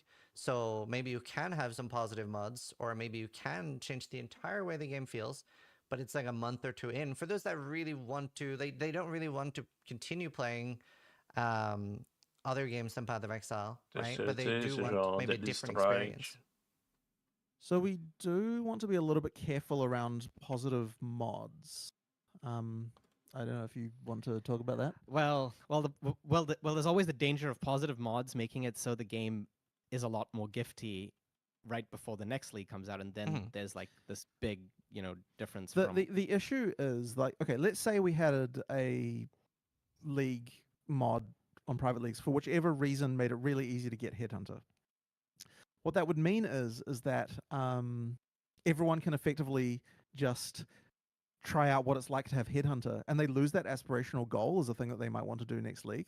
And so we just want to be really careful that we don't make it so that like we trivialize what it means to get a certain item in the game by making it so that like, oh, this is just like in this private league you can just do that. I guess that's kind of the main fear around having positive mods, like, Well, but basically around that. so, but isn't necessarily a problem with, let's say that, like I end up not really enjoying those positive mobs. They're not for me. So I play every league start. But let's say, for example, Empyrean, right? He loves these positive mobs. So instead, he waits like a month into the league and is exclusively playing on these like extra leagues. Still playing the same amount of time. I'm basically asking, Right, is that type of fun bad? It's not a question of playtime, like for us. It's really just comes down to not wanting to compromise for others the feeling. Like if you know that someone can easily get a headhunter without having to go through the thing that they went through, even if it is in another league, it can still kind of devalue just the whole experience of that. Okay. And so this is kind of the issue. Like we want, and this is another reason. So another thing people ask us a lot is like, oh, why don't you increase the drop rates of things in SSF? The reason why we don't do that is literally the same reason, that we don't want to make it so that there is some way you can play that makes it easier to have the same experience. Now, I actually think, by the way, that my stance on that is softening slightly because in practice it is always easier to get stuff in trade leagues because of the ability to do trade, right? So in reality, we probably could think about increasing the drop rates in SSF. Although if we did that, we'd have to make it so you couldn't port your characters from one to the other. So I'm not actually saying this is a thing we're going to do, by the way, but I'm just saying like I guess my feeling on this is that maybe it doesn't have this problem because like you could probably increase the drop rates in SSF quite a bit before you got to the point where you'd actually have an easier time getting tie-in stuff than what you do in trade leagues. But I'm just saying that like this is the kind of like when we say something like that, the reason why we're saying it is because we want to avoid the situation where it becomes easier, like that there's a way to get the same experience of having an item in a different place than like that's the kind of thing we're trying to prevent. So I think that would be very popular for a lot of people. But if you consider doing something like that, could that be an additional tick? Because there's no worry about splitting that league, right? There's no economy or anything. Could that be a tick where you can have the boosted rates and no transfer, or you could stay in the exact same normal? Because personally, I would be really sad to have increased rates. I want to just play a more difficult version, but I don't want to go like all the way ruthless, right? That's maybe too hard. So having both could be an option because there's no We would splitting have of to economy. think about that because you don't want to split the community again. If you know what I mean, like you want to be a little bit But careful there about is that. no real But split there. Anyway. So Yeah, so they're all alone anyway. yeah. Yeah. It's something to think about. Like it's something that I'm potentially interested in exploring. I mean, it's a little bit similar because like Last Epoch has that whole thing where like if you play non-trade, then you've got extra items and that kind of thing. And I think it's an interesting thing to rethink about in the context of that. Is that like something we could potentially think about doing. But as I said, the key goal for us is just making sure that like if you look at the work it takes to get a high tier item, that it doesn't feel like someone else just has an easy time of getting that, even if they don't have the ability to trade it with you, even if they do go to Void in the end, that there's still that feeling of like it's unfair that like they can put in less work and still be able to have that same experience, and that's what we kind of want to avoid. I mean, personally, I'm not a big fan of boosted rates, but I know a lot of people would be. Right. Another thing for private leagues. Now, I don't know if this is even functional. This is sort of me being a little biased as an event creator here, but I've always wanted to do a similar thing of RuneScape's group found, where you literally lock yourself into like, this is the group you're playing with. I don't know Right. if are you familiar with it at all? I am not familiar with that, but I can imagine how that might work. We can only play when other people are, or everyone from your group is playing. No, it's you can play at any No? time, but they actually have a shared death system, which I think is really interesting. So if you're playing with 4 people, you have 4 deaths on hardcore. So one person can die 3 times, another person can die one Oh, time, and you're all hmm, moved to standard when you die. interesting. Things like that is a very cool approach to it. And you can Interesting. just Well, only play and trade with each other, but you can still see the ladder of other peoples that are doing the same thing. right, So the yellow text in global stuff like that. right. Understood. I mean, look, we could probably do some changes around here, but I can't say it's exactly top of my priority list as far as No, for implementing stuff sure. goes. Like, there'll Sure. probably come a time when I want to do more stuff around that because I mean, I do like those kinds of features. Yeah. Just a matter of getting time to do it. Very cool.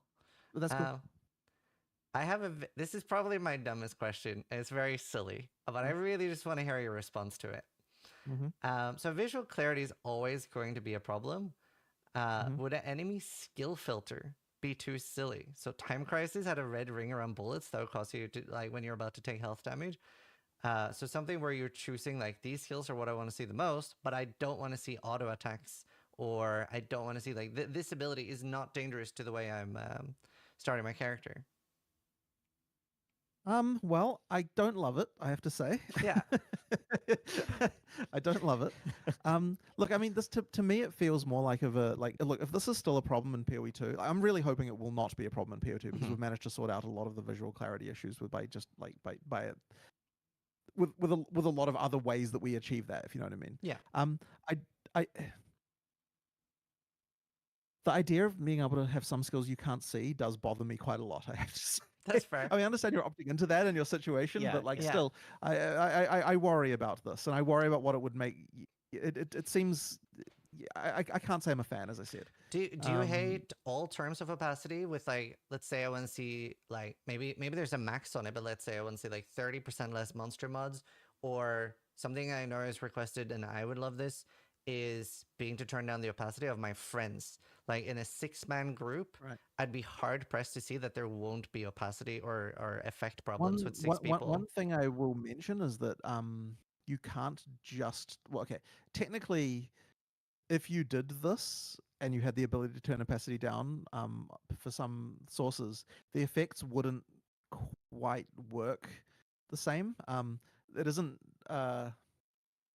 like different components of skill effects of different blend modes that will kind of break in certain ways. Like the effect won't look the same as how it looks just dimmer if you did that. So from a technical perspective, I mean, it's not like you could do it and the effect would be dimmer, but the effect would not look the same as how it looked before. Mhm. And so it will break some stuff, which is a thing. But at the same time, I guess I just like it's kind of one of those things where I feel like if you feel like you'd have to do that, we've kind of already screwed up. You know what I mean? That's kind of my feeling on this as one as well. It's just another one of those like if you really shouldn't feel like this is a thing you need to be doing. And I understand in PoE1 where like that becomes that becomes a thing, but yeah, I really sort of would hope that isn't a necessary solution for us So once we get to I, PoE2. I I feel like with a game like Path of Exile, if you have a 6-man party, there must be some builds that would be visually cluttered with 6 Yeah, people. no, you're right. You're right. You know, on some level, it is impossible to completely solve that, right? Because we do Mhm. have the ability to generate a lot of projectiles and things like that. There will be some visual clarity issues. Like, it's impossible to completely remove it. Um, and so I guess you would argue then, well, then why surely you need some kind of system like this? And I guess that is a thought. I don't know that I have a decent answer for Yeah. you there because, like, you know, it really is a challenging one. Yeah. Um, Maybe there can be a max minimum opacity, like you can't turn it down below 50% or something. So you still see them. Oh, but I mean, they're it's less if you can do overwhelming. it, you'd want the ability to go it all the way because that Okay. not really like you know if you had the ability to do that, you might as well do it. Okay. Because you're already suffering from the brokenness, then you might as well just let it be broken all the way to zero. Right. But it's like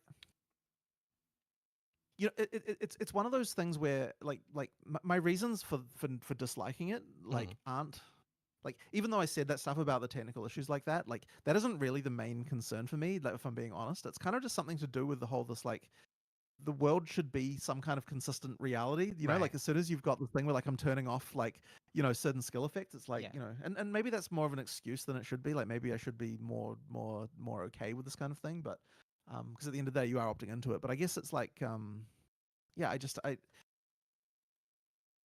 yeah, I find it It's a tough difficult to be one. okay with just turning off certain effects. I do find it difficult, for sure. It's a tough one. Yeah. I mean, I will have another discussion about this as well, because once again I understand the desire, but the hope is that in PoE2 you're not going to be feeling like that's a big of an issue, because I think that's definitely in PoE1 is absolutely a problem, right? Like for sure Yeah. it is. In Path of Exile 1 right now, we have like Searing Exarch and Eater of Worlds and stuff that have rollable invitations. Personally, I feel like these boss mods are a little bit like dull because they're just map mods. Like there's not any like, you know, faster projectiles, or the Maven memory game is longer. The Maven memory game is faster. Is there going to be a similar invite system in PoE2 where you get a boss that you can roll? And if so, is there a potential to actually get boss specific mods rollable? I think this is probably just one of those things where it's like in PoE2 the systems will be quite different, so this question becomes kind of not really like part of the same. Yeah. Like it's hard for us to really commit to anything particularly around this, since Yeah. the systems are different, and like there may end up being systems that work similarly, but I don't know that they're going to work the same, and it'll be different design in any case. Okay, cool. So I think this question just kind of ends up being like it's not quite relevant to PoE2 enough. Okay, that's fair. But I like this is one of those things that I'll mention to Mark, and since he can do since he does PoE1 design, he can be like, okay, like I'll take that on board. But yeah, I think it's not so PoE2 relevant. For anything, because I'm guessing there will be some form of something that will be rollable on a map or Oh, something. there will definitely be rollable stuff in PoE2. Have you considered positive mods? Like you have on heist contracts, like there's no cost. Well, So I actually do like this, but I feel like there was a reason we didn't do them. I'm just trying to dredge up why. well, we used to have Yes, like we did. pack did have size. maze, Yep, we did. And yeah. everyone rolled for pack size. yep. And then we added pack size that's to every right. mod. That's what right, it was. Yeah. So basically, if you want to explain that a little bit more. Yeah. But So I mean, it used to be the case, right? Like back in the day when there were positive only map mods. I don't know if you remember Area as a Maze, which Yeah. I guess technically isn't really positive, but it was positive because it yeah. increased the size of the map, right? Mhm. And what ended up happening is I remember everyone rolled for that, and that was a reason why we removed it, and we added pack size to every map mod. Now, I'm not actually sure that was necessarily. I'm sorry. Well, a big problem on top of that was that was because of map sustain. Like we would literally run out of maps without it, right? Mm-hmm. So, but yeah. why is it bad if everyone wants to roll for a specific outcome? I guess. That's a good question. Yeah. I think we've had this discussion in the past. Yes, I'm just trying I to don't know remember if we what it actually was. had any conclusion there, but but look, I guess on the surface, I don't see a reason why we couldn't have positive only mods. I mean, there are some which I guess technically aren't positive only, like Sea Witches. It's sure it's technically It comes down entirely to this. Do you want it so that when you get a map that you have to re-roll it to get a certain mod, or do you not want that? And I believe the reason why we decided we didn't like that is because it became part of the mandatory chore you have to do every time you want to roll a map. Now, there are a ton of mandatory chores going on right now in PoE1 that you have to do in order to juice maps, which is another whole topic, right? Yeah. But basically, the thinking is that you want to be able to just get a map to be able to, like we still want to have it so that you can craft maps, and that can be an interesting thing, but we don't want it to be that every time you get a map, you have to roll a certain mod to play it, and if you don't, then you're at a disadvantage. So that I believe was the reason why we didn't like having positive mods. And so maybe there's another solution that allows us to have positive mods, because I mean I actually do like them. Like I think it's cool when you have the occasional thing, but I don't think we were able to find a good way to design the system such that you can both have that and not have that effect that I was talking about of having mandatory reroll as part of your map process. Maybe So yeah, that was the issue. maybe that's something that ends up being a league mechanic where the currency is like a positive thing, like a thing like Delirium Orb that you add to a map because you're a weaker character and you need a little buff or you want to go faster. Yeah. But I mean, for example, you could have positive corruption outcomes on maps. Like that would be a thing you could do, because after that point, like you can't just re-roll the map until you do it, right? Like it's just a one-time thing. You do it, and that would be fine, right? That kind of thing could work. But like yeah, it's one of those things where we just that's the situation we have to engineer. That's very cool. Mm-hmm.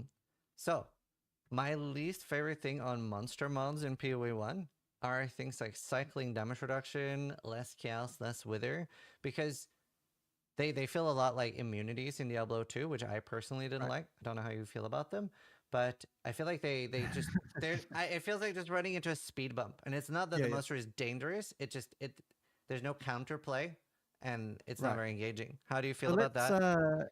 How do you feel about immunities in D2, Rishi? Well, okay. So when there's no counterplay, I can see why immunities are not great. Mhm. But there should be some counterplay to this, right? Like, for example, and I'm not saying this is necessarily the best solution, but in D2, having 2 elements was Yeah. your way to solve Mhm. immunities, right? But it was certainly in D2, it was a huge controversy. The Yeah. immunities were a big Yeah, controversy yeah, in D2. absolutely. Yeah, yeah. Because it wasn't there at the start, right? It got added. Yes, it got added by, I don't remember remember which the patch number, patch. but yes, it got added and it was a big Yeah. controversy for sure. I'm guessing from your question that you didn't like you don't like you don't like I immunities? hate it. It's my least yeah. favorite thing. I do like really challenging monsters like spark mages and stuff, or some of the coolest monsters Right. in PoE. The Right. goats, amazing. I love them. Mm-hmm. Oh, and strangely enough, I kind of like revenants. I hate that I kind of like them just Right. because I have to focus so much more in this map. So I do like dangers. So we aren't going to have immunities in PoE 2, to be clear, right? There will be no actual I mean, I say okay. There won't be we shouldn't have a situation where we have a like, oh, your build is just completely like cannot do any damage due to due to a specific monster mod. But let me tell you why it is that designers do like having these kinds of mechanics in there. And the reason is because we want there to be dimensions to your build you have to focus on, right? So the really obvious one is offense versus defense. Another one that is another and it's really hard to have more things you have to focus on as a thing, 'cause a lot of stuff just boils down to some kind of DPS and some kind of defensiveness. And so then there's Magic Find, which is another one where basically, like, if you have another dimension, which is the ability to do Magic Find, then that means that now you have to consider, okay, do I want to trade some of my offensiveness for Magic Find? It's like another thing to trade off against. Now, one of the things you can also have people trade off against is more types of different damage. Like, if I have to have a way to do if my primary build is fire damage, then I have to have a way to do not fire damage in the case where something's fire immune, and that means that I've got another thing. Like, I have to sacrifice some of my potential power in my primary element to be able to do something else should the situation arise. So this is the reason why designers like it. Yeah. On the other hand, players do find it very frustrating when they've kind of got there. They want to be able to focus on their one thing. So I'll put another couple of interesting elements out there. So number one is that in PoE 1, because of the way six linking is, you kind of can't easily focus on more than one thing. And in PoE 2, that's not really the case anymore. A, you've got multiple six links, and B, you have the dual specialization system as well, which means you can have the ability to do multiple, at full effectiveness, multiple damage types on your build. So that means that we could, if we wanted to, have immunities and have it so that your character, we could expect of you the ability to do that. Yeah. So as I said, we're not going to do that. We're not going to do full immunities, but it does mean that we can make some of the resistances in some cases more punitive and have that be okay. But that definitely goes against what you were just saying about, having like that less wither and this sort of stuff. Like that kind of stuff does greatly get nerfed by that. So the question is that what we should be doing? Given all of that context, what do you think? I'm interested to hear your feeling about it. I just feel like I get to a roadblock. I feel like what's more interesting, I don't mind like extra life, because for any character, like I just feel like my specific build is being punished, and for all the other stuff, I don't notice it. So I do like when a monster is like extra life. I'm probably the only player that likes Soul Eater. Even when I'm playing with Steel Mage, I will shout it out like Soul Eater, and we'll focus that monster down. So I think that's okay. Like, I like dangerous monsters, but like any form of build targeted immunity, it's just not something. So wither is one that I think is too specific for sure. Like, I probably wouldn't be fine with doing like, okay, this exact like one skill is getting targeted. Well, whether exists in a lot more. Well, sure, okay, yeah, sure. But then, but the question is fire damage, for example, right? Like, is it okay for a monster to have like minus 90% fire damage on it? Is that okay? I hate it, personally. You hate it. Fair enough. Okay, understood. So this is one of those things where, if that's the case, then what we're saying is that you are not expected to do multiple elements, which means that then the dominant strategy is always going to be to all in on a certain element, right? Yeah. And that's the concern. So in order for that not to be the case, you have to be getting something else out of the different. If we want you to be focusing on multiple elements, you have to be getting something else out of those elements. And what that effectively means is that we have to be more like we have to make sure. I mean, so there's a reason to do lightning damage, right? Because of shock. Mhm. And so it's like so therefore we have to make sure that the power you are getting for adding lightning damage to your build is higher than what what you would be getting if you were to all in on just fire alone. And like that's effectively just makes the allies a little bit more complicated designers, but that's fine. I mean, Yeah. we can do that. But it's one of those things where like the reason for it though, like just to be clear, is because of the desire to want to make it so that the players have to focus on more elements Yeah. in their build without having to go all in on one thing. Yeah, like Well- a monster mod that reduces ignite duration is a good example. Like Right. the reason is so that if you're focused on ignite, you also think about getting more ignite duration on passives or whatever it is. Or you've got some other thing that isn't ignite that you're able to Yeah, do in exactly. some other situation. So yeah, but Well, it's good. I guess Go on. a big concern for me as a player would be a build is not going to be switching most likely. Well, I'm assuming a build is not going to be switching from spell to like a pure physical attack, right? So anything that's like very punitive, that would be Correct. You're yeah. unlikely. You're unlikely Yeah. to switch from spell. Although in some cases there will be cases where you do that. But for the most part, like if you're, but the thing is, but that would imply though that we still like it's still okay to be able to switch from say fire to ice, like this kind of thing Yeah. can be fine. Like Yeah. we can make that so that's an acceptable and reasonable thing to be doing. That's fair.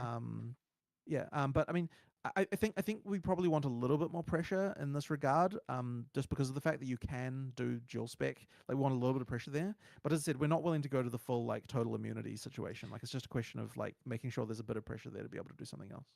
I guess that a lot of the problem is especially like Chaos and Wither, because like pretty much every Chaos build uses Wither, so it's like double tapping the build, right? Instead of just being like Right, a right, 30% damage reduction, it can be a lot more in some cases. Right. I at the same time, Mhm. I don't know that 30% of a reduction in a certain build on a mod is quite enough to be able to encourage the situation. Like if it's just 30% reduction in total DPS, then I think that you'll just power through it, and then you Maximum effectively like lives, what was the point of the mod? c'est Then you might bon. as well not have bothered. I feel like there's probably somewhere around the kind of like 70-ish% mark where it's like, okay, like it is a thing that I have to deal with now. Like it's not just a question of like, like, oh, just this monster just had more effective life for me. Right. It's kind of an actual like I need a solution to this in my build. And so yeah, like there's still some more to do around this area, I think. But I think that you do need to have some situations. I personally think you need to have some situations where a monster frustrates you and you want to find a solution in your build to deal with that. Yeah. But on the other hand, I do hear the fact that you don't want full immunity. Like I absolutely get that. Yeah. And I also think minus 90% is probably a little bit on the high side as far as like, you just Uh-huh. Oh, just explain why it is. I think we why it is that dropped a out there. designer do that. Are you good? Yeah, we lost our cameras. Oh, Uh-oh. they're back on. We're All right, sorted. Cool. So yeah, Alright. it dropped out a little bit there. You might want to Good. repeat what you said at the end, like the last 10 I seconds. don't remember anymore. It's It's fine. good. Okay, I well, don't remember one thing I was thinking of was, oh, I think for Seigneur. me personally, what really like makes it stand out is that it's one monster, right? There's one monster that's something I've cleared everything else, but it's one monster that's there. It would maybe feel Yeah. less annoying if, let's say, this map has a lot of monster types that are maybe like I know this monster type has 50% lightning resist or 30% lightning Right. resist. Then for that map, I'll be more incentivized to use my cold skill or my fire skill if I am using multiple. Right. Right. Yeah. I guess the thing though is that if you can tell in advance for a given map that a given situation is going to happen, the more likely outcome for that is that you're just going to not run the map, and so you just end up with like, okay, these maps I can't run. Like what I'm saying is like I mean, this is already the case that with map mods that we have right now, right? Where there's there are certain map mods that you're just like, okay, this map mod destroys my build. I just don't run it. So like if it's only to do with things that you can see in advance, then that means that then you're not encouraged to actually modify your build to contain a solution to the thing. Otherwise, like you just avoid the situation happening in the first place. Well, I think it is a little bit different because you would still in PoE2, you like you said, you do have more tools to deal with it. So then, like you said, it is just the fact that it's one monster. Like I think if it's a lot, then Sure. I think it's more okay for me to find a solution to like I need to have 2 different elements. But that's still gonna Right. if it is like a 70% damage reduction, I don't know. I think it'll feel Right. So what you're saying the fact that okay, there's this one boss here. That's just like it annoys you the fact that there is a monster that just I one effectively singular, yeah. you one monster thing there, and I don't really want to have to deal with it. So you just run on and not kill it. I assume Yeah. a lot of the time in that situation. Yeah. I do actually sort of agree with you a little bit. But I'd have to think a little bit about a solution to that. But I actually kind of appreciate the fact that that is an interesting thing to identify because it's one of those things that there would be a solution for, and that sort of would allow that. And as I said, designers do want to have the ability to do this kind of thing. Yeah. Okay, interesting. All right. Another thing, and this was talked about a little bit before, but I want to talk more about identification. So yeah, ID scrolls and stuff. To me, that feels a little bit more of something that made sense in like CRPGs, like Baldur's Gate, or back in the day where you have like cursed items, you can equip unidentified items, and it's either a limited resource. Can you explain to me why? You do like identification, right? Yeah. Can you explain that to me? I want to know. Go for it. Well, okay. So this goes back to, I guess, what we call the town cycle. I don't know if you've talked about this You can talk before, about but it's effectively okay. So you've done a map, you have a bunch of items. It's important to go back to town, do a bunch of things, and then go into your next map. And in PoE2, you finish your map, you go back to town, you talk to our identify all NPC, and then you look at your items.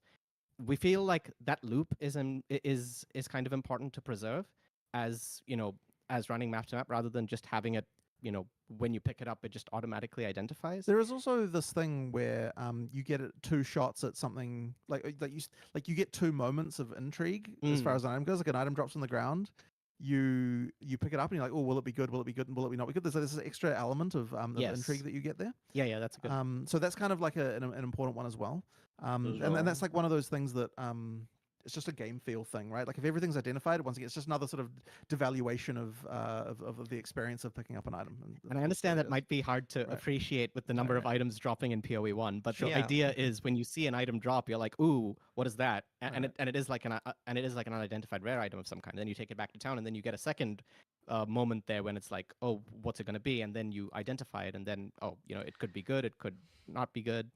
Yeah. Well, you did previously mention Last Epoch, and Last Epoch does not have identifying rares, but you still do get that feeling of you hover over a special base and you see if it's good then and there, and then you don't go back to town like you said, but you like look at it and you go like, oh, I actually do want to pick that up. So you still Right. can have that exciting feeling without the identification part. I don't know that I fully agree that it's the same. There's also the concern that I mean, I think it's to do with okay, I'm just trying to think if there's anything about that.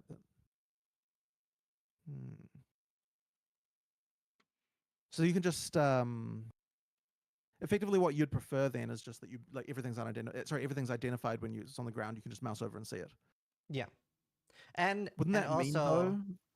well, Wouldn't something that mean though that loot filters just mean that like You could just you just filter yeah. out absolutely everything and then Well, like you don't. So yes, but there's a second follow-up. Because something that was talked about during your Ziggy interview, which I was screaming internally because there was a misunderstanding, and they asked you about smart loot, and there's 2 definitions of smart loot because Chris referred to smart loot as what was called loot 2.0, which was that there would be a lot fewer drops, and this is similar to the end of Heist with Grun Heist, right? Like that both the items there and Talisman would drop. Not necessarily like if you're playing a barbarian, it's going to be a barbarian item, or if you're playing a witch, it's going to be a witch item, but that the item makes sense. So if you're dropping an axe, it's not going to have like added lightning and added fist, right? That it would be a more well-rolled and smarter item. But then maybe okay, less so- items. Okay, I'll clear up, I guess, a misconception of what the end of Heist loot was and what Talisman was, I suppose. Sure, go for it. So Sure. the way that was done, which is why we haven't done it since, is because we basically told the item exactly what mods to roll, and that Right. that feels a bit distasteful to me because we are telling you these mods are good, you only want these mods on an item, we don't want these other mods on this item.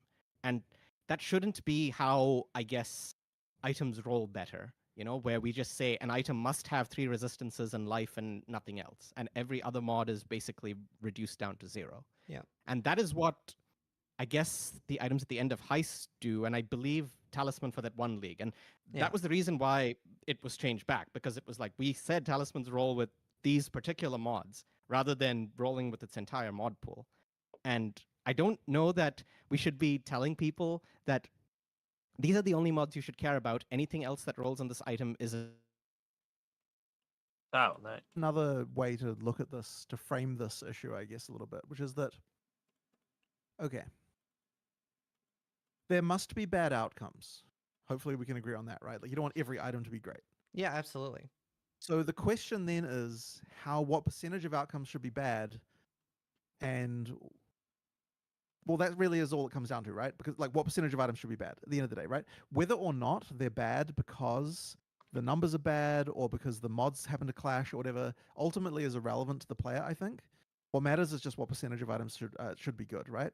And I think we've talked a little bit before about the fact that we need to make sure that there's less items on the ground. There definitely should be less items, but we also talked about the fact that we want to preserve like value. So clearly, in some way, although we're not ready to talk about exactly what's going on, somehow, some way, there has to be a way to reduce the percentage of bad outcomes, but then also drop less, right? And I don't think that the way that we want to be doing that is by making it so that we care about what mods go together. And the reason I don't want to do that is because I don't think we should be making that kind of decision for the player, Right. about Yes, like what kind of exactly. things like should go together. But we should in some way make it so that there are less bad outcomes as a percentage of overall item drops in order to be able to drop less. And so that's really our task. So hopefully that kind of like philosophically arrives at where we kind of need to be to kind of like to make the drop system good. Have you discussed something like the higher item level an item is? It blocks some mods, like you physically cannot get tier 6 physical or below. It is part Yeah. of the conversation, but the system. So we have a system designed. It's not like at the point where we're willing to quite talk about it yet. But ultimately, like there are elements of that, yes. But like you'll see more about that as we like a little bit Okay. later. But we're going to reveal like how the whole item drop system works in PoE2 before too long. But Yeah. like there has to be in some manner a way to make it so that there are less bad outcomes as a percentage of the items that drop, and so things like that help with that for sure. Very nice. Yeah. Another thing, it's quite hard to balance that both like dropping items and crafting items are exciting. What kind of percentage do you see there? As well as adding things like maybe drop only mods, like what kind of percentage do you see there? Because current PoE one right now, I feel like 99% of my items, if not 100%, are crafted, almost from scratch. Well, it's really hard. Okay, just to just give a percentage, right? Mhm. But our goal is to make items on the ground matter. That it goes back to why we changed the Chaos Orb in PoE2 in the first place. Yeah. Because if I remember this conversation, we were talking about how to make bases feel valuable. And we were like, oh, should we add more bases at the upper end? And we should do that. And then we kind of eventually landed at the idea of like, well, how rare can you possibly make a base? Because you always can reset the base. And Yes. then we realized that the problem was that due to the existence of the Chaos Orb, the Alteration, and I guess Scour to a lesser degree, every item that drops is the same thing. Now, when our expectation is you're starting from an item that dropped on the ground with certain mods on them already, and then you're crafting from there, there's at least some level of interconnectivity there of like the items on the ground matter, and you get to craft them on top of that. The answer is both. Every item that you get should both have dropped well on the ground and be something that you crafted after the fact.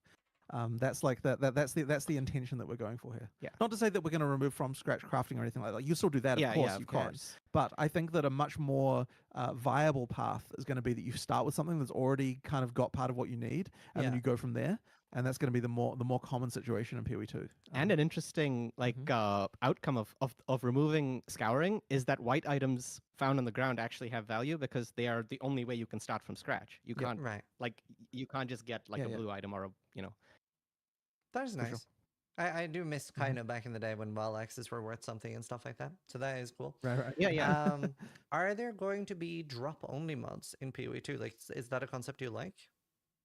Well, so this is a tricky one, right? Because yes, I do like the concept. However, there is, I guess, something that bothers me a little bit. If the best possible rare comes from very specific content and cannot just drop from anywhere, so we just have to be careful about what sort of mods are drop only.